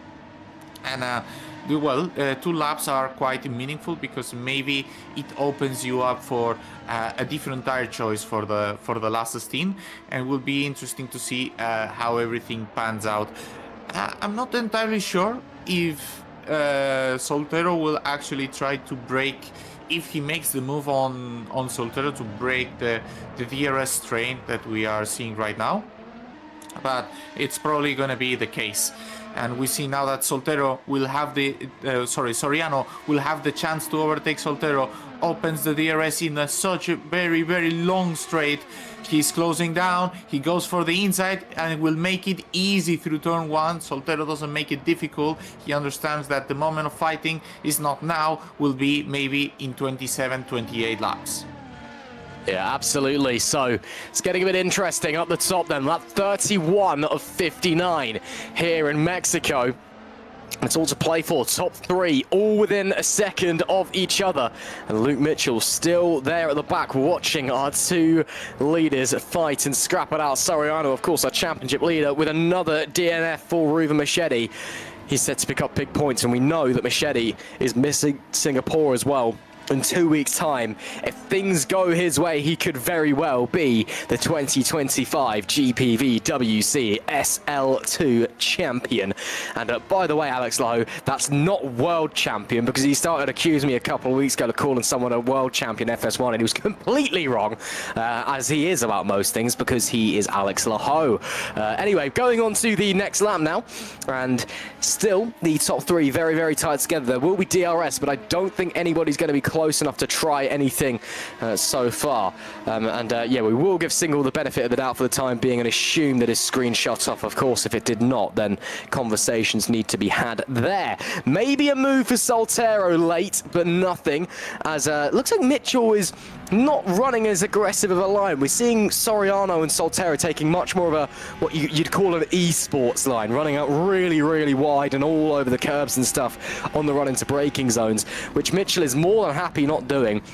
It also looks like Luke Mitchell's got a very, very understeery front end as well, which is, if that's how he wants to roll with it, that's how he wants to roll with it. I guess it's working so far up in P3 for him. As they make their way now into the S's section. Soriano's just extended that gap a little bit on the run into here, and you'd expect him to extend it as well through here. It actually looks like Soltero staying there or thereabouts. Here's this third DRS section that no one remembers. A brief yellow flag out in Sector 3. Thought we might have had a 7th DNF of the night, but looks like we all got away with it. Wesley Stefano has come into the pit lane for PZZW. That may be to serve his penalty if he has not done so already. Mitchell, great save. As he gets a bit greedy on the throttle, you have to be so patient on the throttle coming out of the final corner. Traction is a real issue there. It's so easy to lose the rear and meet the wall. Does Soltero fancy a go for the race lead? No. He's very happy just sitting there running his race. It's very similar, Carlos, to what we saw early doors in the race when Machete was leading early doors. Yassi Latinen comes into the pits where everyone's just very happy, being a bit tentative and holding back for the time being. I mean, we're running 1:17.1. The lap times are fairly quick, but no one's willing to make the move. 17.1, no, they're racing 18.3. 17.1 is the I was looking at fastest time, yeah. So they are racing slowly then. Ignore everything I just said. But the point still stands. They're sat there patiently. Yeah, they sat there patiently, but we can see Krupa is already P7. He is recovering so much, and this is he has one extra pit stop compared to the others, but this is his net position, and he is gonna overtake Magnusson fairly soon, as we see Soriano having oh my days! He almost had contact with the lap car, and now Soltero will have a chance to do a move on Jose Soriano. We will see now the Brem car going for the move into turn 1. They both have DRS, so this is going to be a battle for turn 1, and actually Oscar Soltero will pull the move now. He gets into P1 again just because of the blue flags. Nice stuff there from Soltero, using issues to his rival to his own advantage to slide on by. Oscar Soltero is fighting for his 2nd race win of 2025. Soriano looking for his 5th. Luke Mitchell looking for his 1st Superlights race win ever. Who knows what anybody has got up in their locker. It's said to be a crazy last half of this race. Scott Mitchell-Marm gets through Patrick Magnus as well there. That's for P7 as they head into turns 4 and 5 there. So nice little move from him. And as they continue pushing onwards, Scott Mitchell-Marm, he's having a very strong night. Again, both the Kings guys having very strong nights. It must be said. And again, Luke Mitchell, it's we know... It's the most scoring team right now on tonight's race, I think. Yeah, they are. Yeah, they are. There you go. That's something else to consider. Again, we've already spoken at length about Luke Mitchell and his talent. Of course, the 2023 FS2 champion. He's pretty pacey. As your cab now starts fighting with James Knox.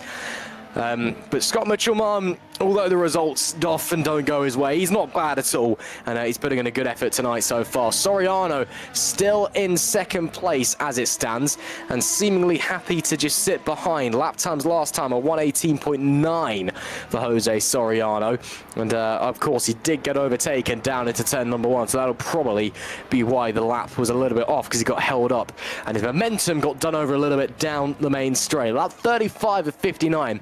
We've still got one more pit stop window for these guys up the front, Carlos, that we're probably not horrendously far away from. Maybe it's now playing the guessing game of who bites first. Is the undercut better, or is it better to stay out? Which one of these 3 is going to be brave and go out there as your cab does come into the pits? It depends a bit. I think, as we see Soriano having a big slide on the rear, maybe an opportunity now for Luke Mitchell. It depends if your tires are dead or not, and looks like the rears from Soriano are starting to struggle, because yeah, we can see all this wobbling he's doing. Maybe with the DRS he's able to defend himself from Luke Mitchell. So it basically depends. You don't really want to well, if you are P1, there is not really a need to go first into the pits, to be honest. You really can wait and see others do a small undercut and then have a one tire lap advantage and then catch up on pace, as we see Norbert Jakob just in front of those drivers with the incident he had from early stages with Jasse Lahtinen, and he's almost lapped by the leaders right now. But of course he will be able to pull away quite rapidly. It just depends on what your tires take. You want to generate a tire delta and force everyone to not hold their tires, as we see Patrick Magnusson with trying to do aggressive moves on the Lunark driver Mike Quinn as he goes a bit too wide. Just watch out. He lifted clearly for track limits. This is a problem for everyone tonight. Everyone is very concerned that they should keep everything on check. I think he's fairly close now, Jose, so maybe he can try to do a move. Let's remember that Soltero has a new engine backing up his Brem GP vehicle, so he will not be able to have an attempt yet for turn 1. And you just want to generate tire delta regardless if you use it in the last stint or in the current stint. When you do this, you want to keep going until the tires run out, and when they run out for the others, you have to push and take advantage of this tire delta that you generate. Yeah, absolutely. 16.4, 2 seconds a lap faster. Wow, Jasse Lahtinen is on a charge. Granted, he's in 13th place currently, but just goes to show how much these guys are holding off and how much on fresh rubber the Brem GP car is able to push on. And yes, granted, he's on mediums with clean air and obviously was almost on pole position, got pipped by his teammate, who does currently lead this race. We know how good Jasse is over one lap this evening as a result. Still though, we stay tentatively close and the tensions continue to rise here in Mecixo City as we make it lap 38 of 59. Coming up to be 20 to go very, very shortly. If you are just joining us, hello and welcome to round 13 of the 2025 GPVWC Superlights Championship, where the best of the best outside of those in Super League of Sim Racing come and compete. This is your first time watching GPV. We hope you're enjoying the show. Make sure you head down to the description. Quinn's coming. Oh, he has, as is Magnusson. I'll finish my spiel as they're coming in. Yeah, Mike Quinn comes in for the hards. Magnusson says he's still on the mediums. We'll wait for that to update because I'm not convinced he can take those to the end of the race. No. So we'll wait to see. You can do, but it has to have extreme management. And we know that that's not the strongest point for Patrick, but maybe he surprises us because he has the quality to do it.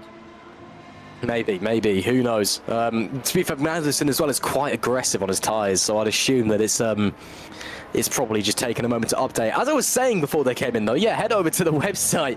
Links in the description, gpvwc.com, to find out more. You can also join the Discord, as that is Luke Mitchell coming in from third place.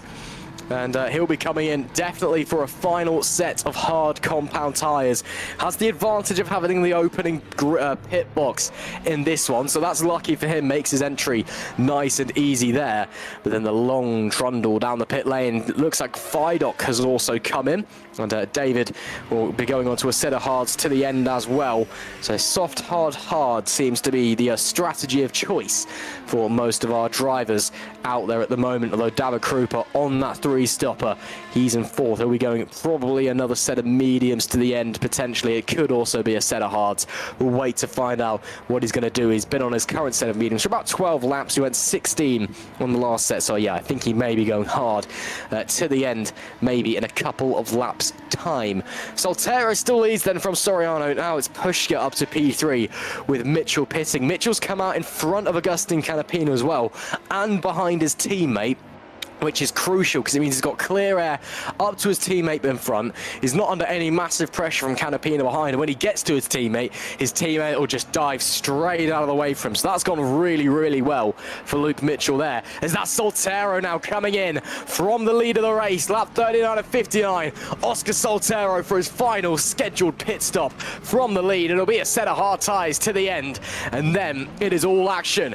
These tyres will make the end easily, I'm sure. The set he's just had on did 23 laps, so he's more than capable of making it 20 or so laps to the end. And we'd be expecting Soriano to come in pretty soon as well, unless he knows something that we don't. Does he come out in front of Luke Mitchell? Does Mitchell get the jump? Looks like it's going to be clean. There is Luke Mitchell, who's going to try and get the slipstream. Does he get in front? He will be getting in front. No DRS, but he's got the slipstream advantage. And that is Luke Mitchell up in front of former race leader Oscar Soltero. He's got the jump on him. Oh, Zolt Shooks and Augustin Canapino almost coming together down at turn 1. As I was saying, though, Luke Mitchell has got the undercut and got the jump. He's up to P5. Yeah, he's up to P5, and we can see also Krupa also almost catching on Pushka. He's going very, very, very fast. He's gonna do his last scheduled pit stop, although I think Pushka and Krupa will pit more or less at the same lap. So they will have a similar tire for the last stages of the race. And we see Soriano keeps going. Soriano keeps going with the hard tire, and I think he doesn't want to copy the same strategy Soltero and Mitchell are doing right now.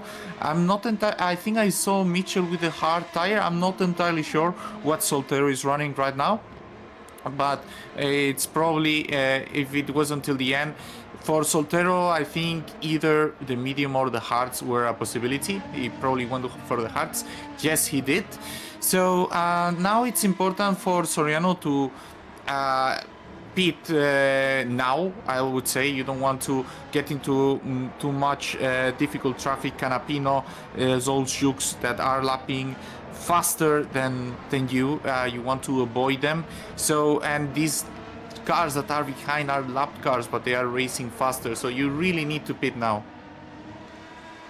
Yeah, you absolutely do. I'm going to keep a very close eye on Scott Mitchell-Marm, because I get the feeling that when Luke Mitchell gets onto the back of his teammate, which will not be long at all. He's currently running 1.5 seconds quicker than him. He's just hit a 1:16.9 his last lap, Luke Mitchell. That's his fastest lap of the race so far. Yeah, obviously, Mitchell-Marm is going to dive straight out of the way of his teammate. The team will be on his ear as Soriano comes in. But I think he'll be trying to act as a bit of a rear gunner, keep Soltero behind, and potentially as well, depending on where he comes out, Jose Soriano, lap 42 of 59 for Soriano as he comes in, and it'll be a set of the mediums to the end. Soriano has taken the middle stint, that extra couple of laps, and he is confident he can go soft, hard, medium to get to the end of the race. Pushka also comes in. Soriano, I think, he's out in third as well. He's behind Soltero. He's behind Luke Mitchell. Krupa leads this race, but he still needs to box, and he will box soon. And actually, Soltero's got through Luke Mitchell. Oh, why can we not have fun anymore? I was loving Luke Mitchell being up there, but again, up in front. Yes, it's not lap traffic even. Scott Mitchell-Marm is running second place on the road. Yes, he's yet to box again. Yes, he's well off the pace of our leaders, but he's going to do everything he can do to try and keep Oscar Soltero to hold him up there. The team will be begging him on the radio, please just hold him there. Let Luke get back in front, because there is a potential race win on the cards tonight for Kings Racing. Soltero, though, in P3 overall. Krupa is yet to box, so he's... what did you say, Carlos? Sorry? Oh no, he didn't. I thought he was gonna send it now, because you don't want to lose time here in this section here. And he's not only helping Luke here, he's also helping Soriano, because Soriano is 3.5 seconds behind. So yeah, now he makes the move easy, and now Luke Mitchell will have the slipstream from his teammate, and I'm not entirely sure he will have a look double at the slipstream. warp speed. Oh, no, Yeah. not quite. He's ducked back out. And Soriano, I think, or Soltero's got the DRS, maybe using push to pass. Mitchell's going to have to be brave down into turn 1, but he'll have to second for 3rd place as he does get through his teammate with that help, of course, from the DRS and Scott Mitchell-Marm. Unsurprisingly, not fighting that one. And yes, Soriano lost a lot of time out there. I guess the tyre delta here between new tyres and worn tyres must be absolutely massive. Yeah, because he lost loads of time. And although he's back, he's now 2.5 seconds away from Luke Mitchell. He lost like 5 or so seconds in the pit lane. So, yeah, really interesting that one. Lap 43 of 59 we're currently on. Krupa will be boxing in the next couple of laps, presumably, for his final pit stop on his 3-stopper. So this is the net lead of the race that we're currently watching, Oscar Soltero and Luke Mitchell. And Soriano's going to get a shift on in P5. He has just gone purple in Sector 2, though, so maybe he knows that. But yeah, Carlos, yeah, Soriano lost a load of time there. That's really bizarre. No, it's not. We knew that lapping with new tires was 2 seconds a lap. He pitted 3 laps later than Luke and 2 laps later than Soltero, and that makes 4 seconds off. I mean, math is mathing here, and we see Krupa now going for a last in on the mediums, and he's going to be very close to Pushka, and I mean, he couldn't follow the pace exactly into the first 16, but we can see how competitive the 3-stop was and the medium was. So yeah, maybe drivers should, maybe Machete was going for a 3-stop with the pace he was able to set at the very early stages of the race with a 17-1, 16-9s even, and they are racing now on the hard Soltero 16-8. So they are essentially racing almost as fast as what Machete was doing 40 laps ago. It's all up in the air and it's all to play for. I mean, Soriano on those medium tyres will be quicker, of course, than Soltero and Mitchell. Soltero's just whipped out that unbelievable lap last time with a 16-8 on the hard tyres. Yeah, Soriano, I mean, he's got no traffic now that Mitchell-Marm's come in. He's running 3rd. He's got the mediums, which by the end of the race will probably be slower than the hards, and he's going to have to do a little bit of managing anyway.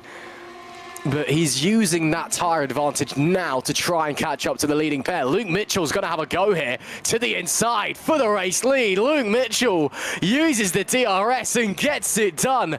Brilliant move there. Smart move to get back to the lead of the race. And he'll have the DRS for the second zone as well. And it is the King's Racing driver that now leads this race once again on lap 45 of 59. And we've currently got a 2-way fight for the lead. We may well have a 3-way fight for the lead on our hands very shortly. And we've still got 15 laps left to go. Yeah, it's still a long way to go, and even the hards, they last longer than the mediums. If you over push them, they still give up a lot of time. So drivers, well, we have seen it in the previous stint that they were lapping very slow to make the tires last. So we will see how it pans out.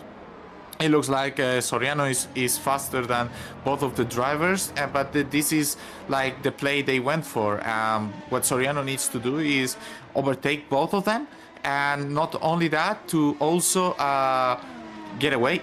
He needs to do a getaway, and he will need to use the push to pass aggressively to make this breakaway, because if Mitchell and Soltero are able to keep up with the DRS, then they will have the upper hand in the last laps. So you really want to overtake and pull away. Ooh, as we see Soltero struggling there with the traction, being very aggressive over the orange sausages. And yeah, I wonder if Soltero now just rather being behind Luke and trying to keep up on the tires, and then do a later attack on the British driver. Yeah, this has the potential to be an absolutely incredible ending here this evening. Luke Mitchell trying to get his first ever GPVWC Superlights win.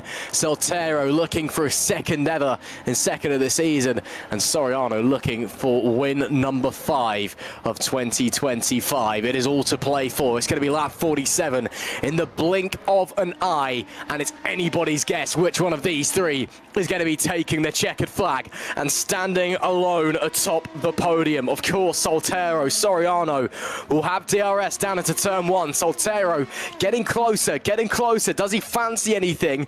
I don't think he will. He'll stay there again. That bit more typical, the regular racing line that you see from Mitchell compared to the more esports line from Soltero and Soriano, where they use a lot more of the curb and the AstroTurf on the exit of the racetrack.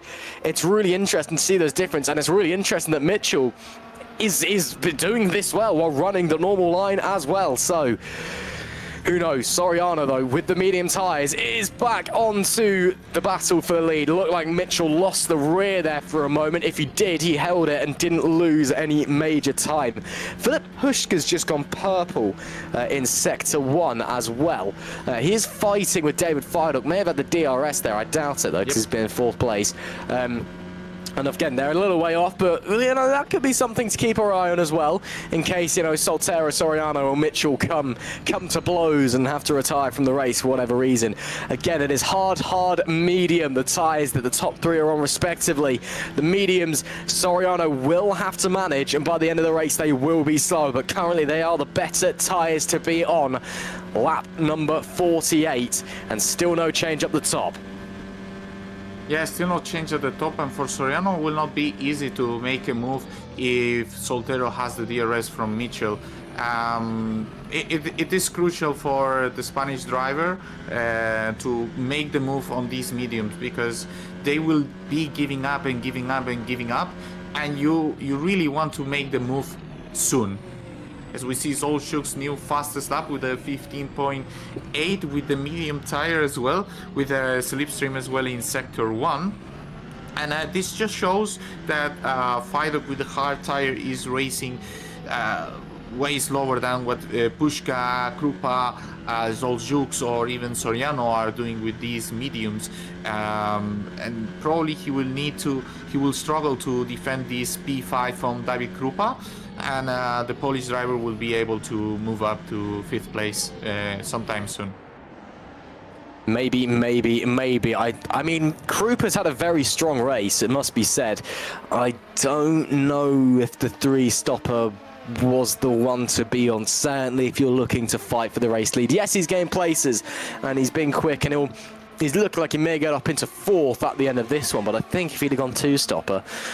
Well, you know, it's another universe of if, buts and maybes. To the inside, into turn 1, goal Soltero, but Mitchell sweeps back through, says no, holds on.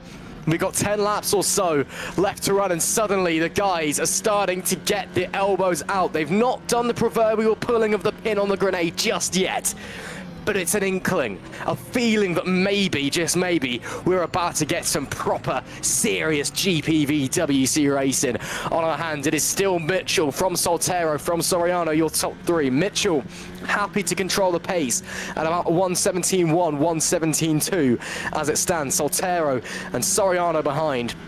Not too worried about going for the move. Soriano again will be managing those mediums. Yes, they're quicker, but he sat in the dirty air. In GPV terms, that's a good thing, to be fair. It is a good thing to be following a driver in front for this year's tyre wear and how the tyres work. But, you know, you do have to manage the temps as well, which is why Soltero and Soriano are happy sitting there, because it is slightly better for their tyres to be the chasing pack. But Mitchell, I don't think the rubber is going to be of any major concern for him out there, as these guys are now going 117.6. His previous set of tyres did 24 laps. Soriano is getting squeezed by Soltero all the way to the inside as he tries to make it 2nd place. Maybe looks for 1st, and they're still side by side through the opening chicane. Soltero sweeps back through, and Carlos, your fellow countryman, are having a fantastic battle for 2nd place right now. Soriano once again to the inside. One Spaniard against another, still side by side. Mediums against hards. It's not confirmed yet. It's going to be about half a lap of side by side action at this point, as that Soltero now back to the inside, who cuts across and does keep hold of that second place. But while they're doing that, Carlos, they've dropped out of DRS range of Luke Mitchell.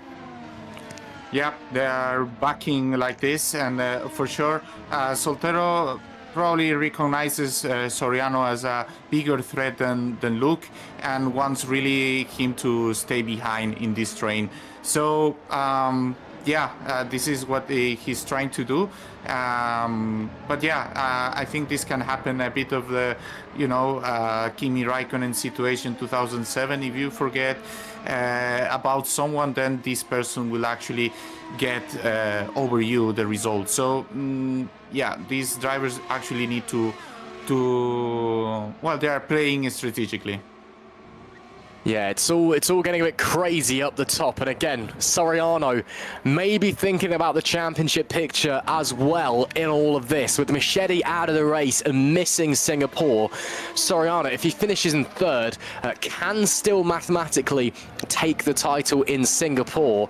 Again, if Machete, which we know he doesn't finish, and he himself has a strong result. So Soriano may be thinking, okay, I don't actually need to risk this much, because with Machete not there at the next round, I am essentially starting to reach and not putting one hand on the trophy yet, but he's thinking about it here. So we'll wait and see if that's on the Spaniard's mind, or maybe he's just playing the patient game and teasing us all, just letting those medium tyres simmer beneath him before he finally strikes and gets through. He certainly thought about having a go a few moments ago, but it didn't quite come to fruition.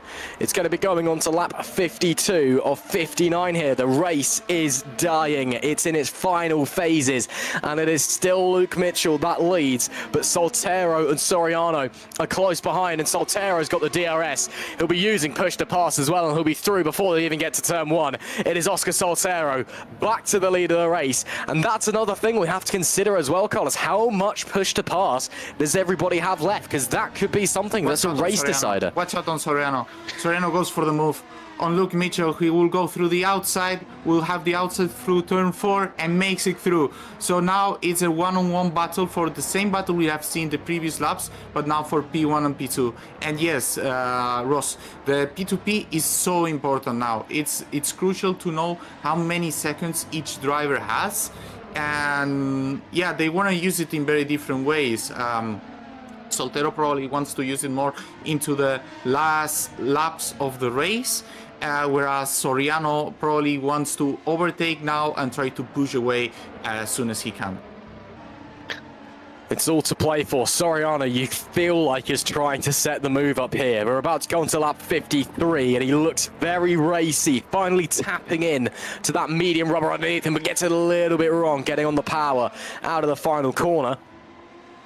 He will still have the DRS, of course. He might be a little bit too far back off of pure DRS, but with a bit of push to pass, which I think he is using, he's certainly going to be having a look to the inside anyway. Decides to jig outside, go the long way. Soltero defensive on the inside. Soriano thinks about the switchback, but can't find anything. It's status quo for the time being. Is there the run up to turns 4 and 5 maybe, with a bit more DRS? Can see some lap traffic a little bit further in front as well, but not quite close enough. And while these guys begin to fight, Luke Mitchell, who until a few moments ago was leading this race, is sat there watching, waiting patiently to see if there is anything in it for himself. A podium for Mitchell would still be an amazing result. It would be his first podium in GPVWC Superlights. But when suddenly you're in contention for the win, thoughts like that go out of the window. It is all about trying to take the checkered flag first. Because, well, as a great man once said, if you ain't first, you're last. No one remembers second place. Soltero, Soriano, Mitchell, still your top three as we're going on to lap 54. And as it stands, Carlos, Soriano just hasn't been quite able to use those mediums to get the move. No, not yet. Not yet. He has had to fight a lot, and Probably now he's struggling with the push to pass available, so he needs to use it smart, and to only use it whenever you have a proper chance to do the move. As we see, Luke Mitchell is starting to not completely fall behind, but he's almost losing this DRS train that both the Spanish drivers are actually doing. As we see David Krupa going for the move on Filip Puška, the Polish driver who is going for who went, better said, for the 3-stop, makes it effective starting from P10 in the grid. So very nice job from David Krupa, who will need to defend this at the end of the race. We have known that the Polish driver struggles a bit with the tires as well, so maybe at the end of the race Puška will have a chance. Yeah, looks like Mitchell's dropped out of DRS there, so he may be dropping. But Krupa, meanwhile, P4, yes, he's worked his way through, has the Polish driver, so he'll be able to push onwards and keep doing his thing.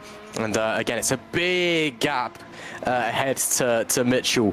I think on pace alone, unless he's able to go like 3 seconds a lap quicker than Luke Mitchell, as Michel Galka there gets a penalty. That'll be for track limits, surely. He's not had a good day anyway, unfortunately, running in P23 out of the 24 that is still left in this race. As I was saying though, yeah, Krupa, in order to finish on the podium, is going to need somebody in front of him to have a big problem, or have it coming together. And yeah, front two are now turning the wick up. We're back into the 116s. They're starting to push and egg each other on.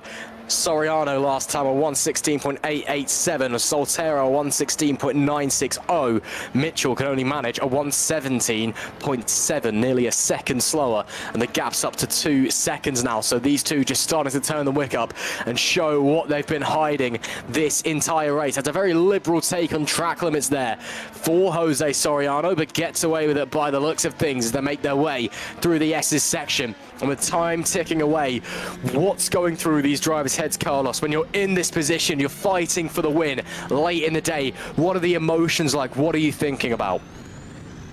Well, they both want to win, for sure. We heard Soltero in the last interview that he wanted to take a race win from now until the end of the season. So it's gonna be interesting how everything is managed, and we can see that Soltero is really trying his best to leave Soriano behind, although Soriano is trying to hold there with a medium tire, and we will see as we see that he is starting to lose grip. Maybe his opportunity faded away, with Soltero tactically staying behind Luke Mitchell. Yeah, is it too little too late for the championship leader to go for this race win? Perhaps win number 5 of the season this would be, but Soltero, small error coming out of turn number 4. And again, when you're under pressure, it's those little mistakes like that that can make or break a race. But he's got away with that one, at least for the time being. Soriano still trailing. Daniel Scott, the latest to get a penalty. He's running P19 as it stands. The disciplinary committee going to be busy bees after this one. I'll say that much, because there's been a fair few penalties and a fair more that I think they'll be looking to apply post-race as well. It's going to be lap 57 of 58 in a few moments' time. 3 to go. Is it too little too late for Jose Soriano? Has he got anything left in his locker? Or has Oscar Soltero played it beautifully, tactically wise, and is going to take his second race win of 2025? It's all to play for, Carlos. Well, we will see. Probably we will see an attempt in the last lap or the penultimate lap. Everything is yet to play, but they don't need to forget, even though Luke is 2.5 seconds behind, hard fighting going side by side through the whole track can lead to, you know, this gap being reduced very rapidly.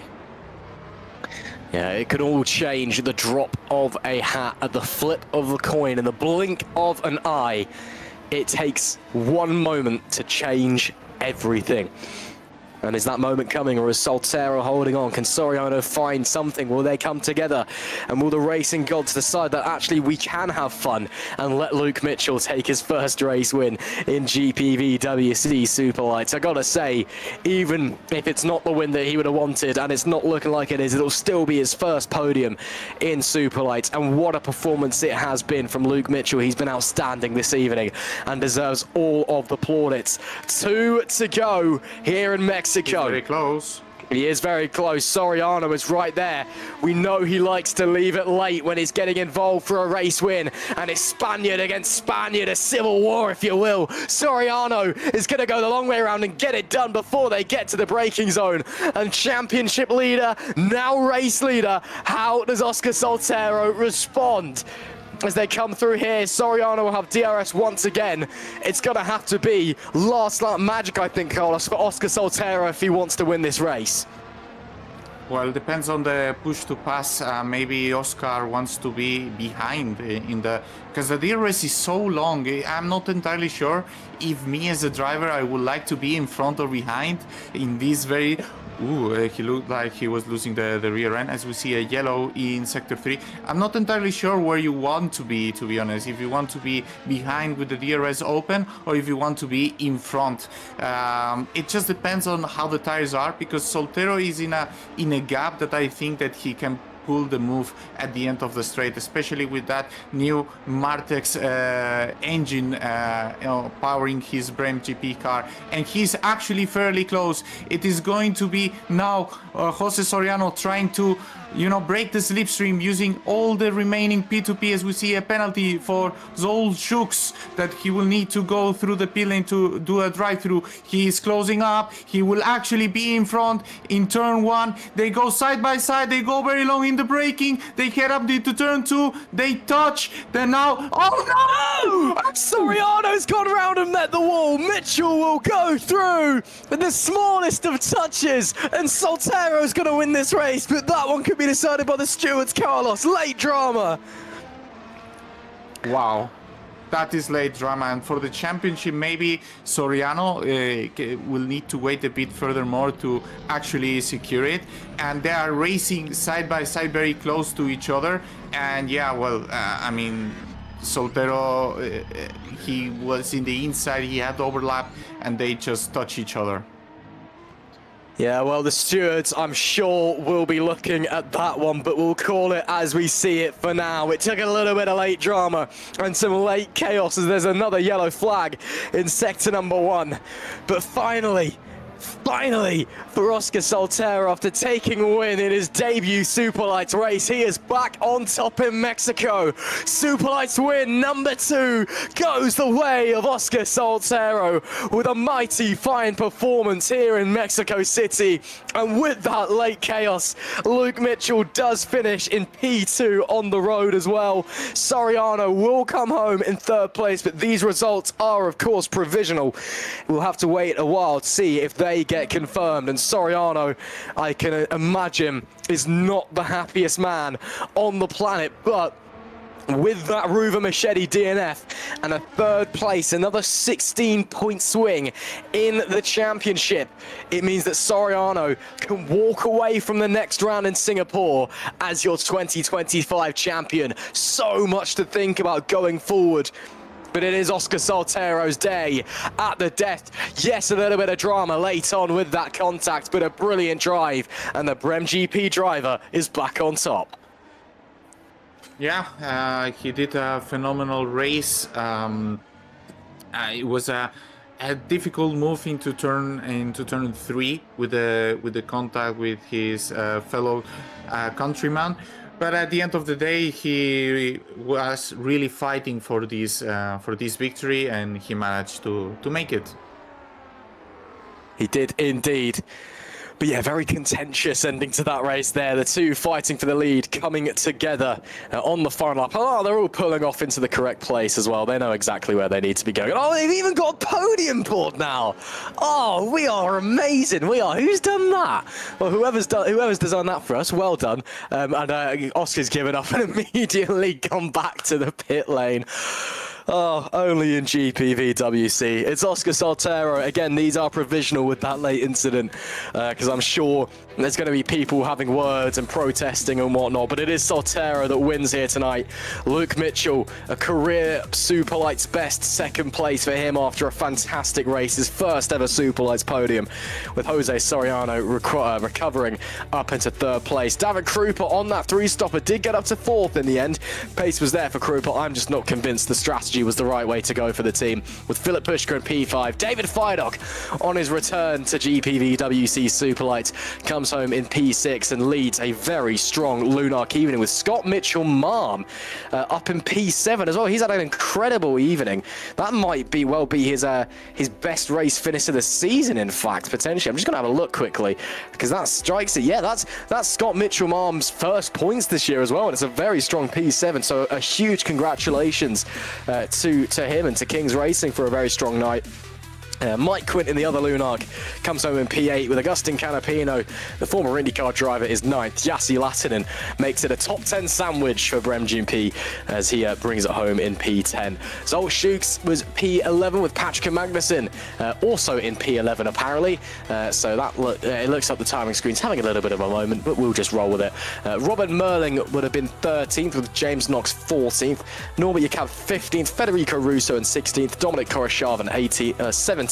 Alexander Rogota 18th. Menno Klomp doing a great job getting into P19 for Menno there for Fusion Racing. And Daniel Scott rounds out our top 20. And then we've got a few more drivers and then a couple of DNFs. Wesley Stefano was 21st with Tom van der Voort in 22nd and Michelle Galka 23rd. And then we did lose, unfortunately, Chris Gitzoff, Istvan Single, Amari Watson, Lucas Murno, Ruben Machete, Mirko Lucchini and Harry Smith as well, making it 7 DNFs. And that is it then for us here in Mexico. And Carlos, before we get on to our interviews, well, it was a very calm and collected race until the final lap, and then it all got a bit crazy. And again, championship-wise as well, another twist and another advantage in the way of Jose Soriano. Yeah, he went his way, although this incident in the last lap took some very valuable points from him. Yeah, his rivals, Jakob and Machete didn't score many points, but he had the chance to capitalize today even further, and he was unable to.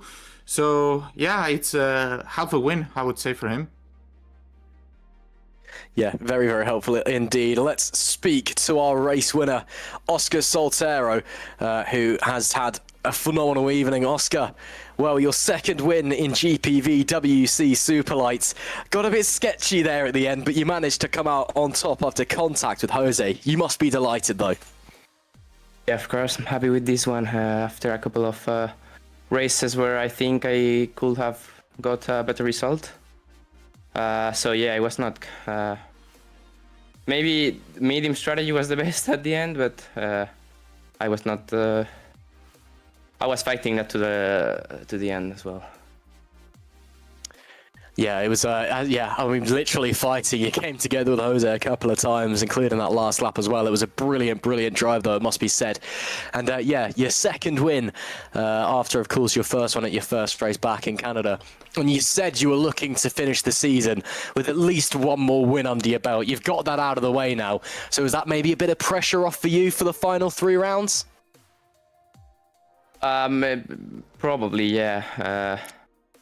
However, you know, you always want to win more races, so I'll try to fight for the races that are left. But of course, I'm happy with this one. I have to check a couple of more times that contact, before saying anything.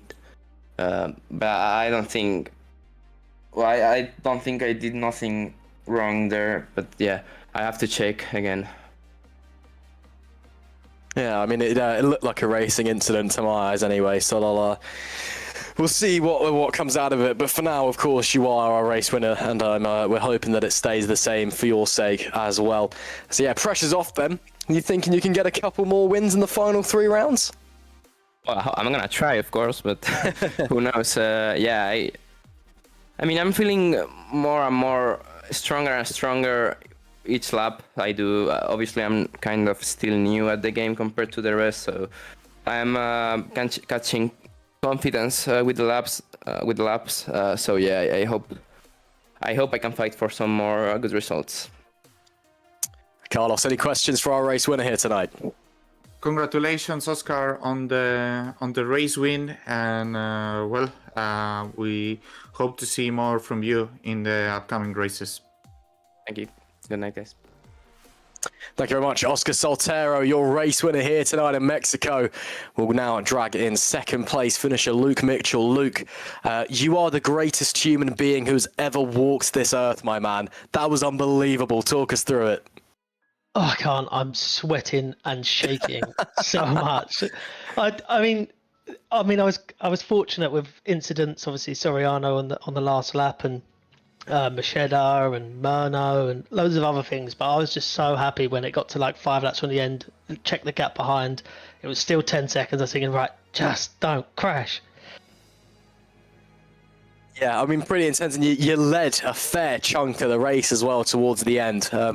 The performance there, and as well, not just a great result for you, but for the team as well, the team's first podium as well, and Scott finally getting into the points as well with a really strong P7. So, yeah, it must be a very happy squad over at King's Racing this evening. Yeah, it is. I mean, we smashed it with the setup, and we can only thank, obviously, the guys that we work with, which include the THR guys, Jarl and Toby and Tom.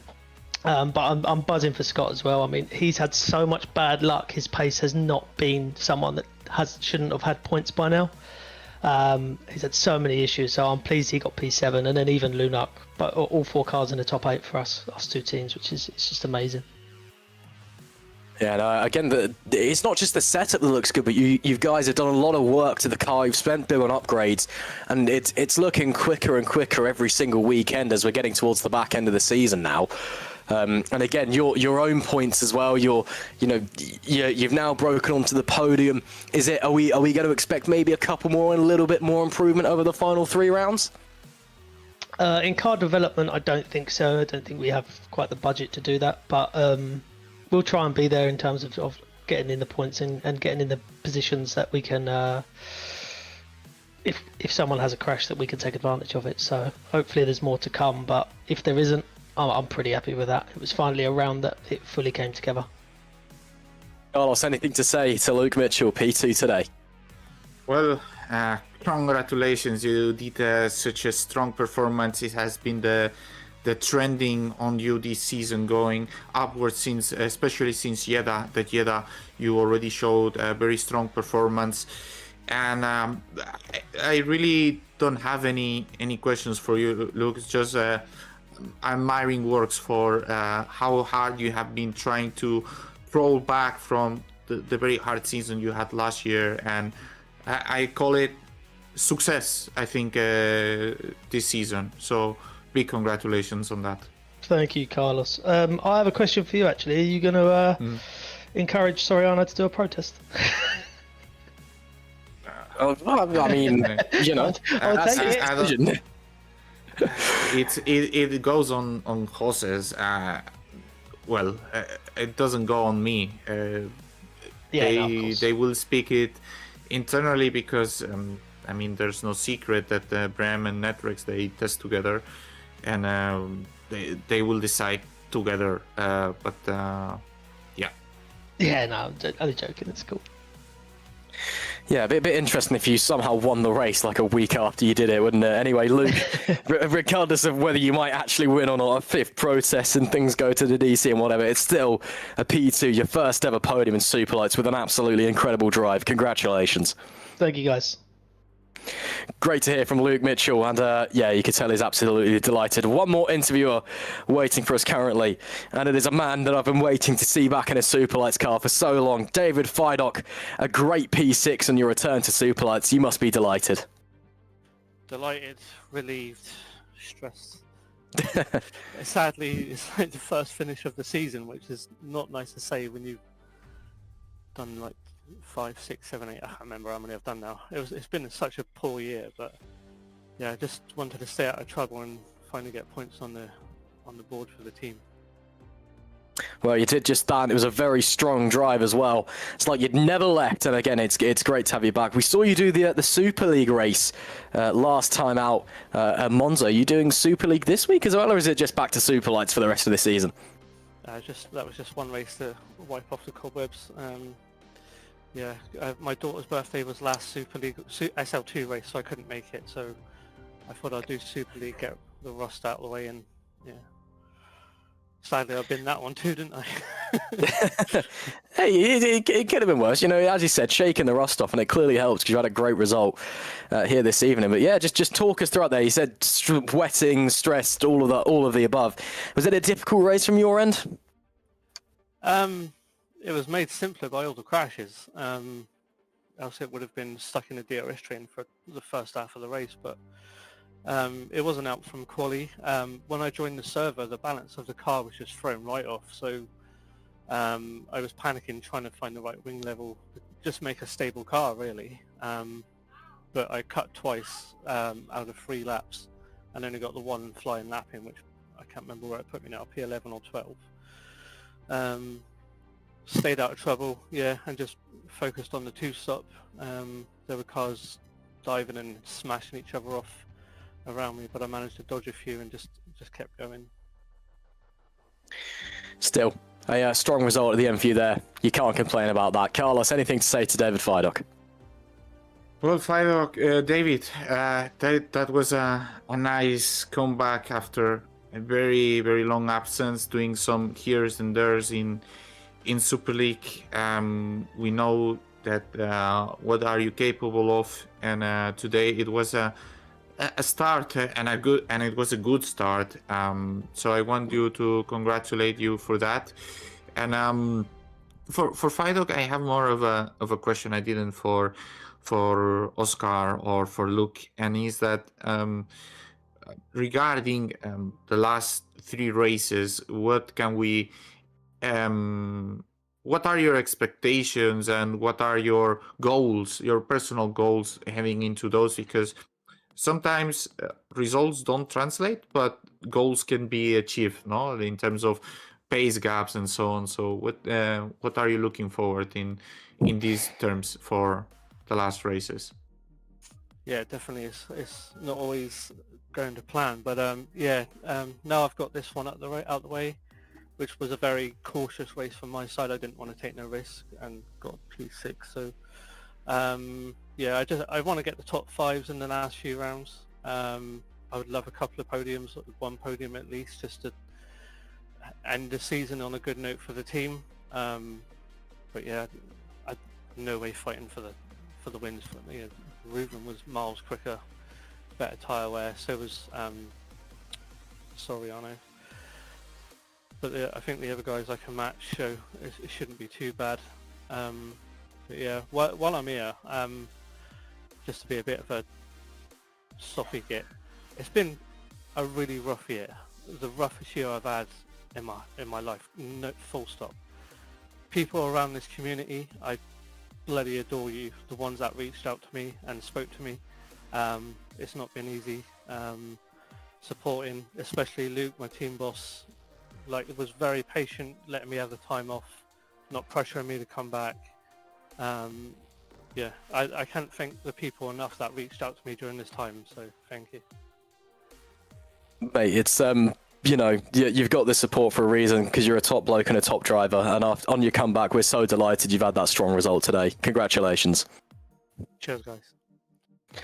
Great to hear there from David Fidok, and again, it's so wonderful to have him back in Superlights. As he said, he's had a very, very difficult year personally, unfortunately, and he had to take most of the season out as a result, but he's come back and straight away stuck at P6. Yeah, that's a fantastic performance. But that is it in terms of interviews. That's all we've got time for tonight. Carlos, yeah, interesting race at the end there today, and then when we come back in 2 weeks' time, could be championship done and dusted as well. No, I don't think it's done and dusted. Of course, it's a lot in favor of Soriano, but we have seen very dramatic race endings with disconnections, with crashes during the season. So I don't think it's by any means over, to be honest.